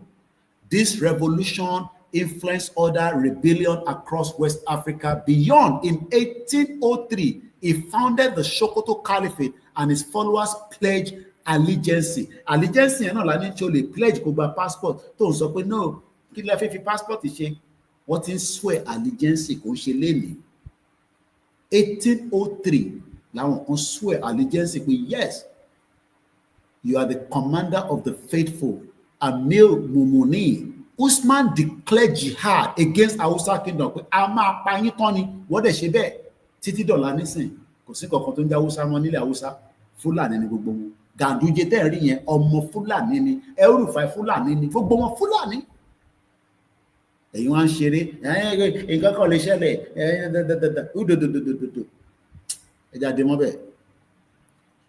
Ṣètì ní understanding àwọn tá à ń dì pẹ̀lú. Mo kí ìyàwó Comfort Ológunjà ìṣègùn ní àwọn màmá dáadáa nìyẹn. Mo kí gbogbo ẹ̀yin tẹ́ ń support Koikimedia lọ́tún lọ́sì. Now, a ti sọ̀rọ̀ ti Káyọ̀dé Mọ̀lá. Just a quick capture. Fẹ́yìn tẹ́ ṣe ń wọlé. Tinubu must destroy the One Nigerian project. Káyọ̀dé Mọ̀lá ló kọ átíkù yẹn. Ó ti wà lórí timeline wa. Ẹ try kẹ́ lọ wà. Mo kí brother wa Káyọ̀dé Mọ̀lá. Ọ̀bẹ̀lẹ́dùmarè àbá ń dúró tiẹ̀. Ìfẹ́ tó ní sílẹ̀ Yorùbá kò ṣe kékeré rárá. Bó ṣe náwó ló nára. Òun ni deputy Baba Akintoye. Now, ká wá padà torí mo fẹ́ ká pẹ́ rárá 2 hours ni mo fẹ́ ká fi ṣe program yìí. Tìbẹ́gbọ́n tí Buba Galadima sọ ó náwọn lọ mú Buhari wá káwọn fi lè má jẹ́ kí Yorùbá gba Kwara máwọn lọ́wọ́ àbí Ìlọrin dẹ̀ ni.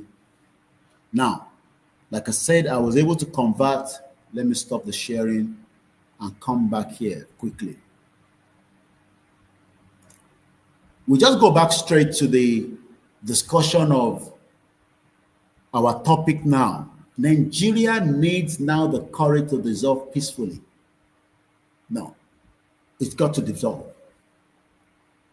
It must dissolve. There's no doubt about it. The country is no longer working. And in the interest of everybody, we need to allow Nigeria to dissolve. So I'll recap it because I couldn't have the screen like this in the afternoon. So what I'm going to do without much analysis, Makadele, quickly. And that way, many of you will eventually, Moki gbogbo àwọn tí wọ́n ṣiṣẹ́ ní background ní gbogbo platforms, gbogbo ìgbìyànjú gbogbo wa, Ọba Elédùmarè, Adéládé o, àníṣe wàhálà yìí lásán. Ilẹ̀ Yorùbá tá à ń pòǹgbẹ adélẹ̀ lérí pẹ̀lú òtítọ́ without lies.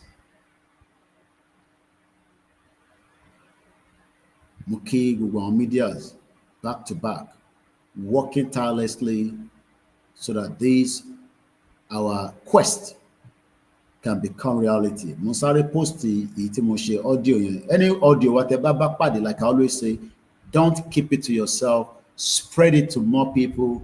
It will be in the interest of everybody. Ẹ má fi ṣe àgbólé nìkan. Mo kí gbogbo alẹ́ nǹkan sí. Now, let's go quickly because of the time factors. At independence in 1960, Nigeria was truly the economic giant and the hope of Africa. Nigeria was 25% of the population, of the population of Black Africa, one of the regions of the Nigeria Federation, the Western region, the most intensely educated population in Africa, and Nigeria, therefore, are the largest and the most solid class of educated professionals in Africa. By the time of independence, Nigeria ranked as one of the world's largest exporter of cocoa from the Western region, palm product from the Eastern region, groundnut from the Northern region.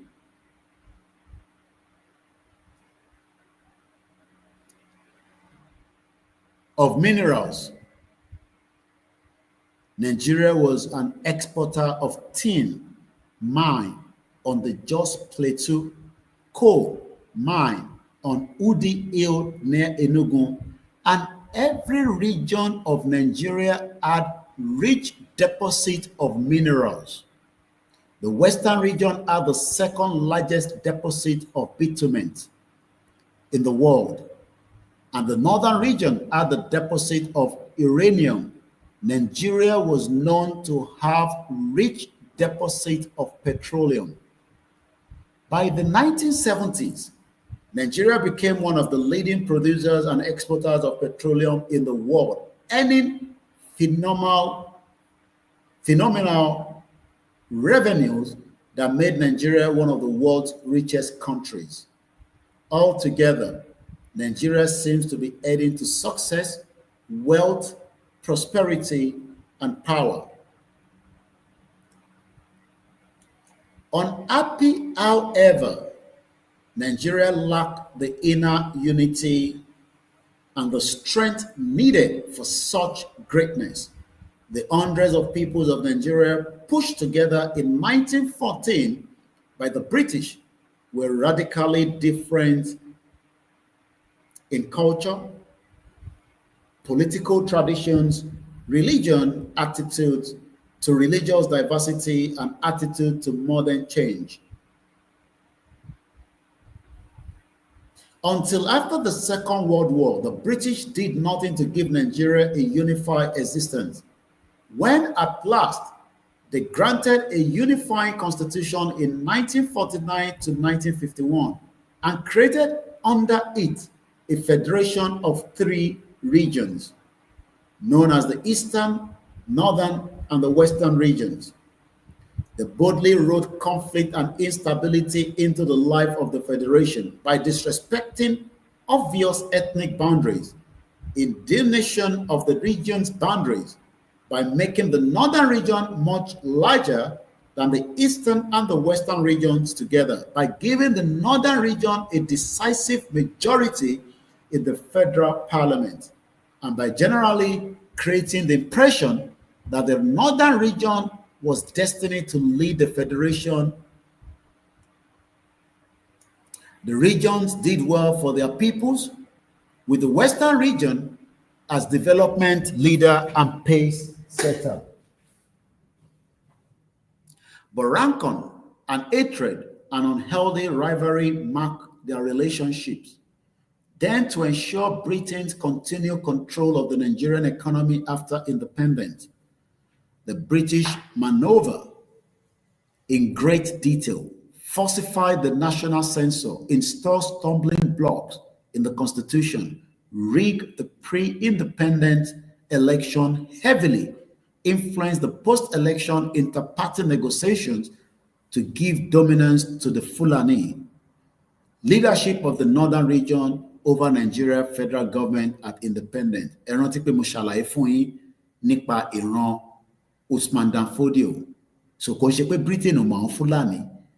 Rather than work with the Yoruba people, Britain gave and negotiate with the Fulani. And that negotiation is still the effect that is having and playing out in Nigeria today after 110 years of the fraudulent amalgamation to Britain Kokwapo. By doing these things, the British essentially placed a death sentence on Nigeria. The Fulani were one of Nigeria's smallest peoples, only about 6 million in the northern region, while a non-indigenous people had no homeland in Nigeria. Ẹ rántí pé mo ní ẹni tó bí Usman Dan Fodio wọ́n ṣàn wá láti Senegal wá sísàlẹ̀ ni kó tó di pé wọ́n pa Hausa land tó fi ń pè ní Fulani lẹ́ni. These were non-indigenous people. They had no homeland in Nigeria or anywhere. They were part of a Fulani people scattered all over West Africa, consisted mostly of nomadic cattle herders. Ẹ rántí nígbà tí mo sọ̀rọ̀ nípa Sahel region, a sọ̀rọ̀ nípa Mali, Senegal, and all those areas. And we talked about how they are nomadic. Nomadic people are people that don't have a house. Are you living in America, you don't have a house? Are you living in Europe, you don't have a house? You all have accommodation. Àìmọye ọmọ Yorùbá ló ń lé tó ń gbé nínú Yorùbá land, but most of the Fulanis that are living with us doesn't have a residential address. Kò síbi tó fẹ́ wá wọn lọ. Tó bá commit a crime nísìnyí kò síbi. Lẹ́yìn tẹ́ bá dé ọba wọn ní Ìgàsíríkì wọn, wá lè sọ fún wọn pé wọ́n ti padà síbi tó ti wá. Even though most of them commit a lot of crime and they shield them like Seriki Gagan was operating until Igboho stopped him. Moving forward quickly because of the time. It's exactly almost 1 a.m. We're now on day 48 of what we call the Yoruba Nation Mega Rally as it continues. Actually, day 48. OTD 28th of July 2025. Oṣù yìí náà ti parí. Kọ́lọ̀ túbọ̀ jẹ́ kí ìrìn àjò yìí kó di àmúṣe ní kíákíá before 2027. Lacking an understanding of the nature of a modern country, the Fulani decided immediately at independence that they were meant to be the new colonial overlords of Nigeria, born to rule. Nigeria's sad journey thus began through endless falsification and manipulations of political process, falsification of census. Ṣé rántí pé kó tó di pé Buhari kú, they were talking about the census. Ó fẹ́ rígẹ̀ tó wọ̀ fún láyè kó tó di pé ó kú or kó tó di pé ó exit the presidency.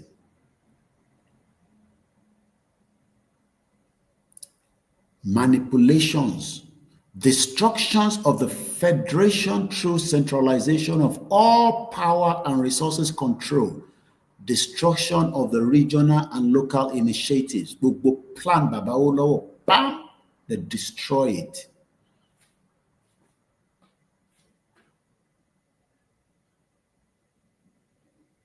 Attempt to suppress Western education, prohibition of teaching of history in Nigerian schools, to rob the indigenous peoples the knowledge of their history, rancor and acrimony, bluntly rigged and violently protest elections, interpeople conflict, pogroms, civil war, religious violence, Fulani use of military force for an attempt to conquer all of Nigeria indigenous peoples, serious economic decline, Fulani invasion to other West Africa, Fulani to come and help conquer Nigeria indigenous people, Fulani attraction of international terrorist groups to help the Fulani conquest, a destructive push to turn Nigeria to a Muslim country by violent, vicious, insecurity, rivers of blood, economic collapse, to the now inevitable breakup. Tinubu said, and I quote, that Nigeria economy was completely collapsed during Buhari's era. The earliest Fulani adventure to expand their control over all of Nigeria's future, a serious plot started even before independence and covertly assisted by British. To use federal power to crush the Western region, because British knew the power of the legend himself, the man that saw tomorrow, the man that won the welfareism for his people, that Babaki Toye is now walking the same path. The man that knew that for us to have a future, we must first work to save the lives of the average Yoruba people. I'm talking about no one else but the late Obafemi Awolowo. The British knew him very well. They knew his intellectual, and they make sure that they destroy everything. And Baba Akintoye is trying to revive it back now, but not in Western region, not in any restructuring, but in one independent Yoruba country. I don't understand. British to use federal power to crush the Western region, Nigerians leader and pace setter in development, because the Western region was strong and wanted a true independence for Nigeria, that there will be no interference by Britain. The plot finally hatched in 1962 to 1965, destroyed the Western regions and Nigerian development progress. Till date, there has never been any development in Yoruba land after that Western region that has been destroyed. All those that you have seen as politicians wearing Baba Awolowo hat, from that man that called himself Shotman Devil, Yemi Osibajo. He was there when Buhari was dealing with Yoruba people. He kept quiet, said nothing. He had ambition because Fulani told him he can become the president. Why Tinubu said, he won not. Emi lo kan now.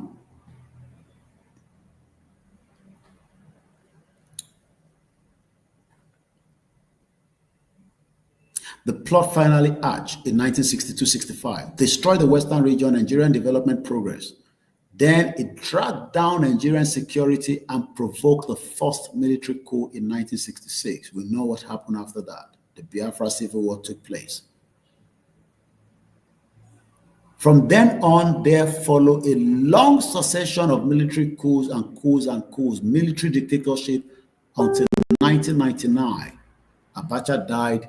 The same Tinubu that says, I don't believe in one Nigeria, returned back home as someone that fought during that period, even though it was not on the ground, he was fighting from outside. We know what played out. Those that were inside were not given the opportunity. The question is, who killed Funshaw Williams?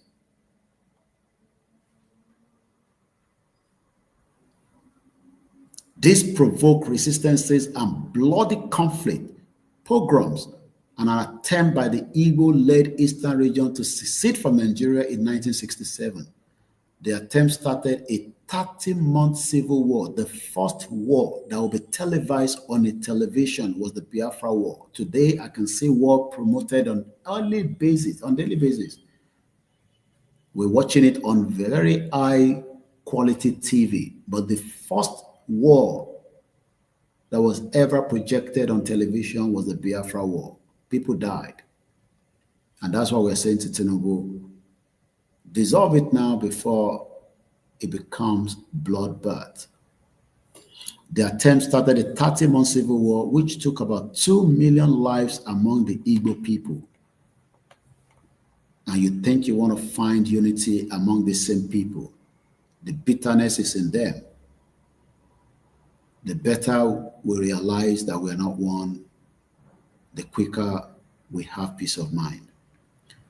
As if to wipe off this self-imposed disaster, mineral oil began in the early 1970s to boost Nigerian economy strength by making phenomenal amount of money available to Nigerian development. Nigeria prospects were so rosy by the late 1970s. Even Dubai, United Arab Emirates, would borrow them money. Today, they are telling Nigerians, you can't come to our country.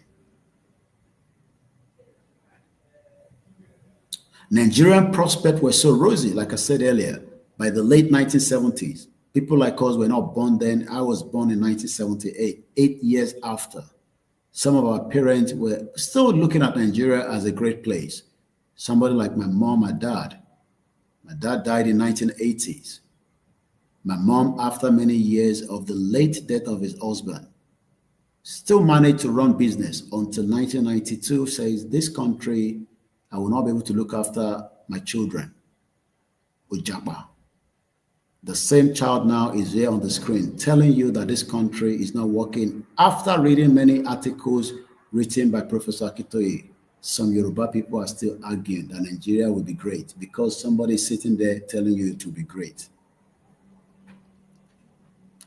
Nigeria embarked on putting together a dazzling group, even believed that they could make Nigeria the black man world power of modern time. The same thing the Islam is telling you. 50 years from now, Nigeria will be a better place. I will be 97. But the Nigerians lack the unity, the cohesiveness, and the orderly political economic life necessary for such great accomplishment. A manipulated election in 1979 and another that was bluntly rigged and violently protested in 1983 shut down those who were proudly talking of making Nigeria the black man's power. People like the owner of Gatwick, Ogunlese, decided to check out of Nigeria. There was another military coup. We know how this played out between Buhari and Babangida. Babangida is right there right now, still alive. But he will feel the pain that it created to millions of indigenous people. Another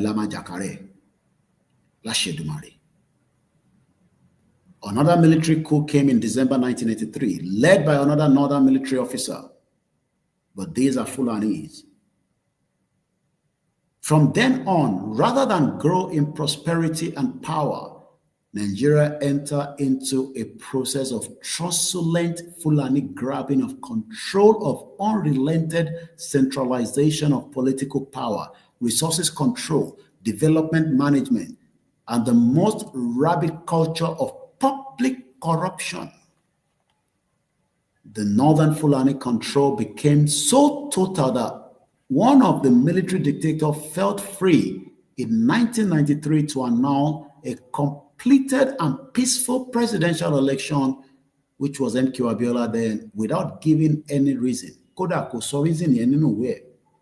And people are still laughing and clapping for that dirty, stinking man that will never stand up on his feet until death approach him. I'm talking about Babangida. For his action.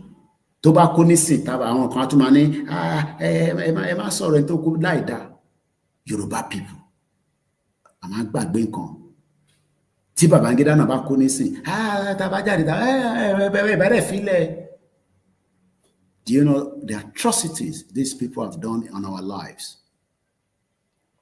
Without giving any reason for his action, another felt free to arrest and imprison the winner of the election, and then to institute a murderous reign of terror to stop the popular reaction.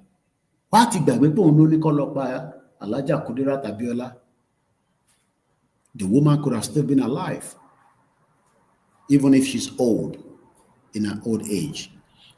Yet, unilaterally imposed a constitution on Nigeria by decree in 1999.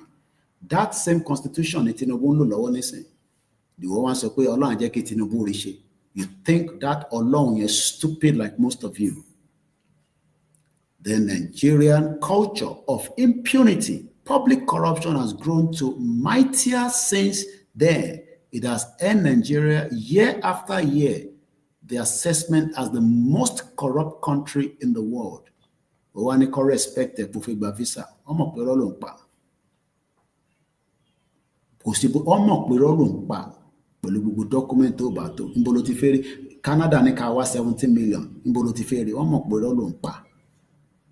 Tó bá ṣàánú ẹ kò ṣàdúrà tó gbé lọ bá pastor kò ṣàdúrà fún visa yẹn. No, ọkọ ṣàánú ẹ ni. Omo pe rolo npa. Ṣá máa bọ̀ tó bá wọlé ìwọ náà wá darapọ̀ mọ́ migrant kó máa bá wa ṣiṣẹ́. You think Oyinbo are stupid. Since 2018, Nigeria has been classified as the #1 home of extreme poverty in the world. Sudan, #1 poverty country in the world. You want to say pé sógun nínú Nigeria, báwa la fẹ́ gbógun wá, ṣé oróúnjẹ mẹ́ta jẹ. Ẹlòmíì sùn lálẹ́ nísìn ọmọ Yorùbá, ó sùn sínú ebi ni. A tún máa gbàdúrà pé bí atílẹ̀ bá mọ́ k'Ọlọ́run jẹ́ kóun rí kókó mu. The succeeding northern military dictator from 1985 to 1999, most of them are still the one controlling the show. Alobaba Babangida ni Mina, koto je president, Aloma fun. Purpose of centralization and of Fulani control of power and resources ran down the system irremediable. In spite of Nigeria's hundreds of nationalities, Nigeria lost the federalist direction and became simply a country under complete control of a central government, firmly controlled by the most illiterate Fulani nationality. And we are the most educated.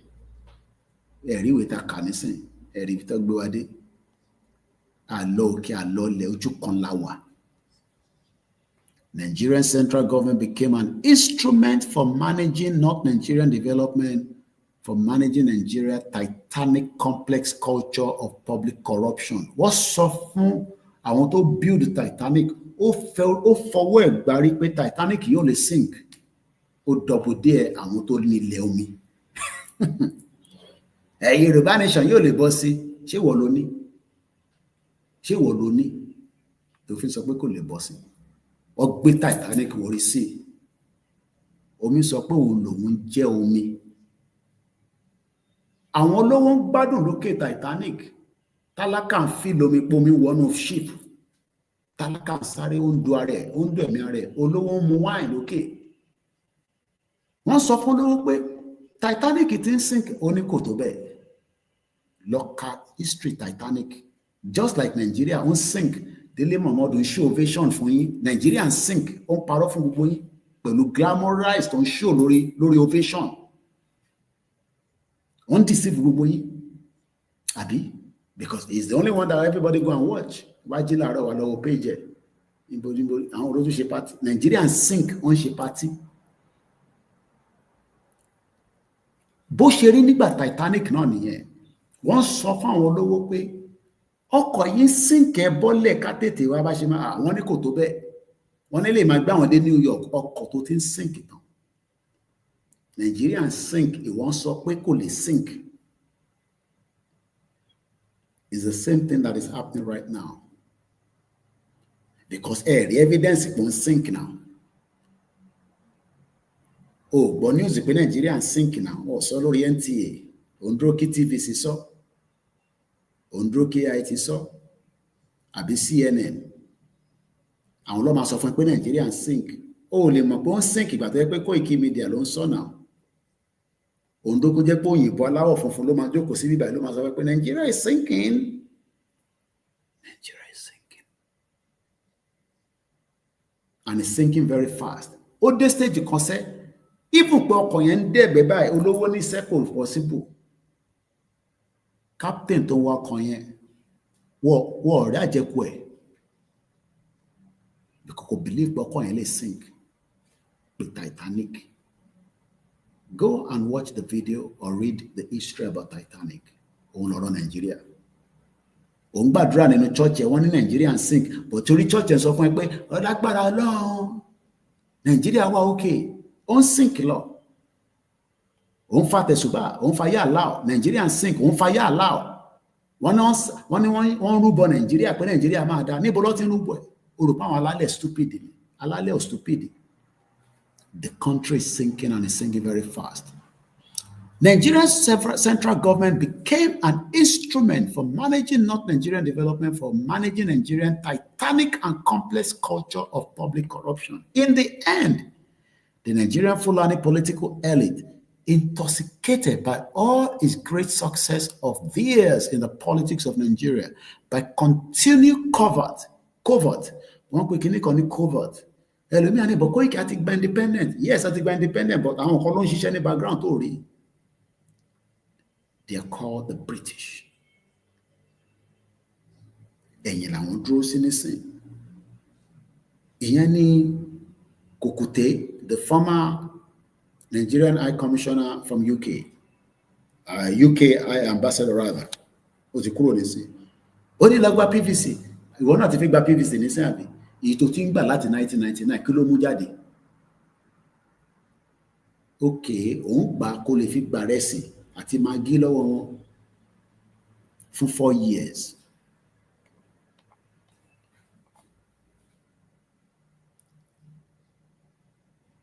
British support embarked upon a pre-modern and primitive ambition to employ violence to conquer all the other nations of Nigeria and turn their homeland into a large Fulani land. The outside world, lacking an understanding of this bizarre political turn in Nigeria, wrongly saw it as a development arising simply from climate and climate change. Ibi kan tó mi gbẹ níbẹ̀ omi wà lọ́dọ̀ tí wọ́n mọ̀ pé agenda yẹn yàtọ̀ because irọ́ tó ń sọ fún wọn nìyẹn níta. From the coming of the prolonged drought in the West African Sahel, mo sọ yẹn nínú program tẹ́ bá rántí gbogbo àwọn Mali nǹkan kan lókè yẹn ilẹ̀ aṣálẹ̀ ní tiwọn. But it's not about climate change. It's about Fulani, veering of Fulani cattle herders towards the southward into the forest territory in search of graze for their cattle and therefore intensifying conflict. Yellow man sọ fún ìgbà ní farmer àti àwọn tó ń da màálù ń jà. Ẹ máa gbọ́ tó máa lo èdè yẹn continuously. Propaganda NBC nìyẹn, National Broadcasting Corporation. Ọmọ kò tó bá ń sọ pé farmer cattle herders clash kí ló mì pé wọ́n ń jà. Okay, kí ni òun kó màálù wá sínú oko tèmi fún? Kí ló dé tó gba ráǹchì kó máa ṣe màálù ẹ níbẹ̀ kó ralẹ̀? Must you move the cows like that?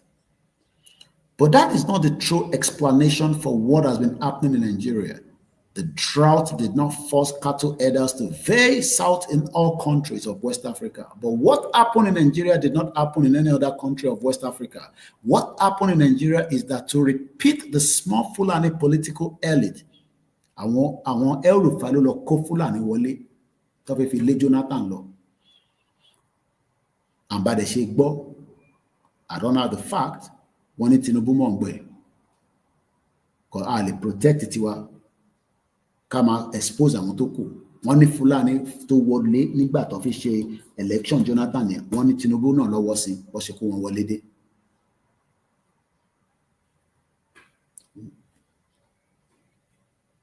What happened in Nigeria is that to repeat the small Fulani political elite enormously emboldened by their great success in the politics of Nigeria and by continued British covert support decided to turn the masses of distressed Fulani cattle herders into a mass army of conquering the homeland of all the peoples of Nigeria for a Fulani homeland. As soon as a Fulani leader, Muhammadu Buhari, tó ní kú síbi táṣọ kò kúkú kú síbi táṣọ wà tẹ́lẹ̀ náà àkútúkú ẹ̀ lọ́rùn ọmọ Yorùbá wá ní ẹ kí lẹ́yìn gbogbo àárí fún kẹ́kẹ́ was elected president of Nigeria in 2015. The Fulani seriously commenced their planned conquest of Nigeria.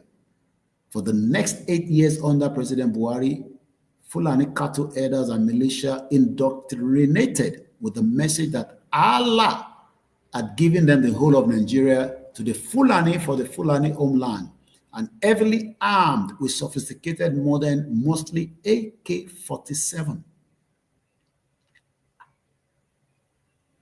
Spread out all over the south and the middle belt of Nigeria, destroying or burning farms, farmstead, villages, uprooting, destroying fruit root crops, burning tree crops, killing farmers and farmers' wives and children, wiping out inhabitants of whole villages, raping and killing women, killing children on their way to school and from school, kidnapping countless people, extorting enormous amount of money as ransom for the kidnapped. President Buhari administration never said a word against Fulani outrage and the federal agent, police, military, secret police service.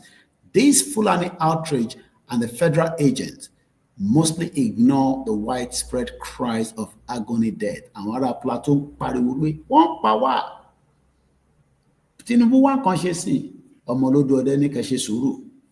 Ẹ jẹ́ kóun di 2027 àwọn ọmọ tó máa ṣe sí nígbà bá pa gbogbo yín tán.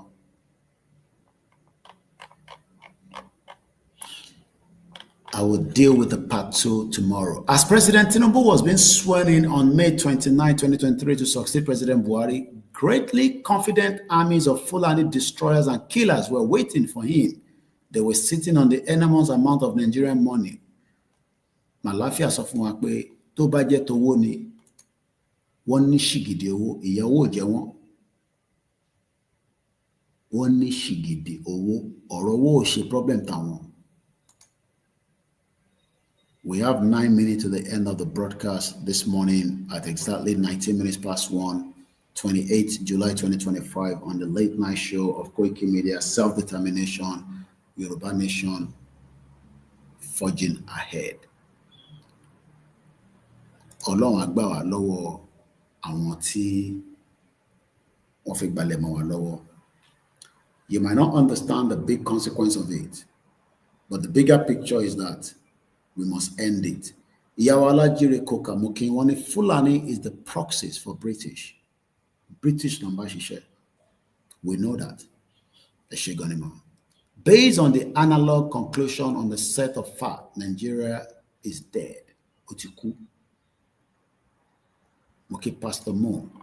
Mo kí màmá mi lẹ́ẹ̀kan sí. Wọ́n ti ní kí ẹ máa sọ pé mom sí. Grandma continue, no. I won't disagree, but it's not the right word. So mo kí màmá mi dáadáa. She has traveled the length and breadth of this world. It is possible, it is doable. Bó bá tẹ́ kàwé, you have the opportunity tabagba country to return back and complete your education. My mom returned back at age 70 and did a 3-year course and graduated. Moki Baba Moses, Moki OLAKUNLE, Moki Aziz, all the way in Miami. Moki Mugwenti Edarak Bataite Matu. If you use Moki our comfort or Logunja Mommy. Our people are full of greed, just want everything, even if it's rubbish. We have 7 minutes to the end of the broadcast. So Adi pẹ̀lú part 2 ní ọ̀làlágbára Ọlọ́run. Mo kí bàbá wa Ibrahim Yusuf, mo kí àwa Rukayat Ọmọwùmí, mo kí gbogbo ọmọ Yorùbá tó wà ní homeland. Àtúnkí lẹ́ẹ̀kan sí fún gbogbo ẹ̀yin tí ẹ jáde nígbà tí a lọ kí àwọn ọba méjèèjì. Like I said, don't worry too much about ntí ọba Kábíyèsí Olúgbọ́n of Orílẹ̀-Ègbón sọ. Even if he would not want to say that, they expect that you take everything out of them. Àwọn fẹ́ Tinubu títí di 2031. Àdètú lọ gbé problem lọ bá wọn. So wọ́n gbọ́dọ̀ fi ọgbọ́n àgbàlagbà fi balance it. But like I said, in táwọn fẹ́ nìyẹn, in táwọn fẹ́ ni pé we must have a country of our own. It is possible, it is doable, it can be done. Baba Miwaris Jinoduni, brown envelope, cobbleless naira, foreign fiat currency talks. Oba are on the CBN payroll, foreign donor gift. Oríṣiríṣi opportunity ló ń gbà lọ́wọ́ àwọn foreigners. Baba wa Yakubu Moki, Baba wa Kunle Shita had a printing press somewhere in Lagos, destroyed by the economy of Nigeria. One no lot abroad. I remember we did nothing less than 2,000 free printing of the banners during the movement. The Nigerian economy destroyed. Òròpò wọ́ọ̀fẹ́ lọ́ fi ń sẹ́ndẹ̀ láti fi rán ẹni. Ó ń ṣiṣẹ́ lọ́hùn ni. Òròpò gbogbo ẹ̀ ló ń ṣe yahoo ní UK ni. Iṣẹ́ ló ń ṣe labroad. Àwọn èèyàn lọ síbi iṣẹ́ láàárọ̀ báyìí nísìnyí. Tó wọ́n máa fi dago mẹ́rin báyìí, ìgboro ti kún bám àwọn tó ń lọ ṣiṣẹ́ cleaning. Àwọn the first set of people. I did it before. Gbogbo cinema tó ti lọ wo àwọn tó lọ wo cinema ní Sunday báyìí nísìnyí. Àárọ̀ Monday àwa la máa lọ clean ẹ̀. O gbọ́dọ̀ débẹ̀ before 5. Over gbogbo popcorn, gbogbo tea, gbogbo omi tó mu, gbogbo o tún lọ síbòmíì.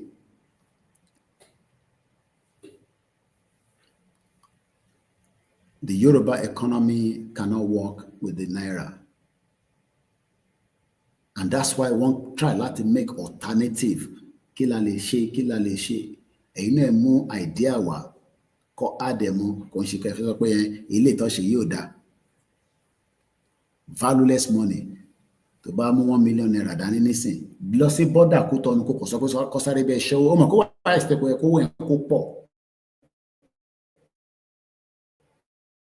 kó lọ fi gba sefa tó bá kó 350,000 sefa fún kó máa pẹ́ mú $1 million ok ò ní 1 million má bínú ẹ mú 1 million naira kó kọ cross order pé o fẹ́ kọ́ bẹ́ẹ̀ convert owó yẹn pé bíyà wàá rí owó tó mọ̀ pé 1 million yẹ kó fi gba bíyà bí 1.5 million sefa wàá rí pé ó ti já wálẹ̀ ìyẹn ni wọ́n wá sọ pé ó sì máa dà ìbí kan tí dádì ẹ̀ sọ fún ẹnìyẹn tó fi di pé dádì ẹ̀ kú ṣùgbọ́n dádì ẹ̀ ọ̀rọ̀ òògùn lò ó tọrọ owó títí lórí social media ìwọ náà wáyé tó máa ṣe give away àwọn ọmọ onílé ọlọ́nà àwọn wáyé tó máa ṣe give away lórí social media àwọn owó òjijì ní púpọ̀ ní wọ́n wá àbí àfi di pẹ́là lórí TikTok ó ní láti di pẹ́là ìwọ náà lè máa lọ́bi iṣẹ́ kó ní owó kó dẹ̀ máa wo pẹ́là ó fi di Davido orí tó sọ pé òun ti ní owó tóun lè ná títí táyé máa fi tán bọ̀ kí ni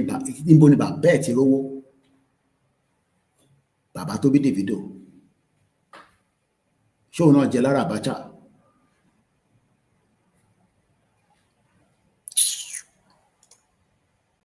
fraud all over the place mo kẹ́yìn wa 3 minutes before the end of the broadcast ẹni tí bá rántí dárúkọ ẹ má fi ṣèbínú mo kí gbogbo lé bí n tẹ̀sùn má lọ relax mo kí màmá mi lẹ́ẹ̀kan sí mo kí àwọn ìyàwó mi mo kí àwọn ọmọ òdua mo kẹ́yìn tẹ̀ náwó sí wa tẹ́ ìjẹ́ kó sú yín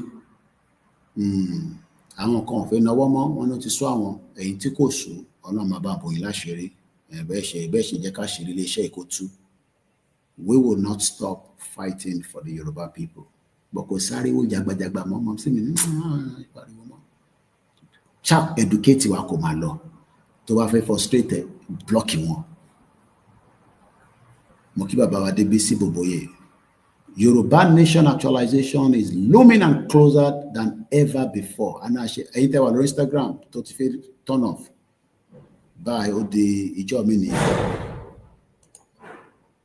Àmàdélẹ̀ lè rí lágbára Ọlọ́run àní ṣe lásán. Kọ́lọ́ Elédùmarè kó dúró ti bàbá wa Olóyè Adéyẹmọ. Ká gbọ́n wọn ẹlẹ́ǹkan sí ká máa lọ bíbá. Mo dúpẹ́ lọ Kóìkì, mo ṣàdúrà gbogbo yín bá ta ẹ̀ ní rànìrà. Bẹ́ẹ̀ ṣe dúró sí bàbá yìí, Ọlọ́run á dúró ti di ayé yìí. Yorùbá nation!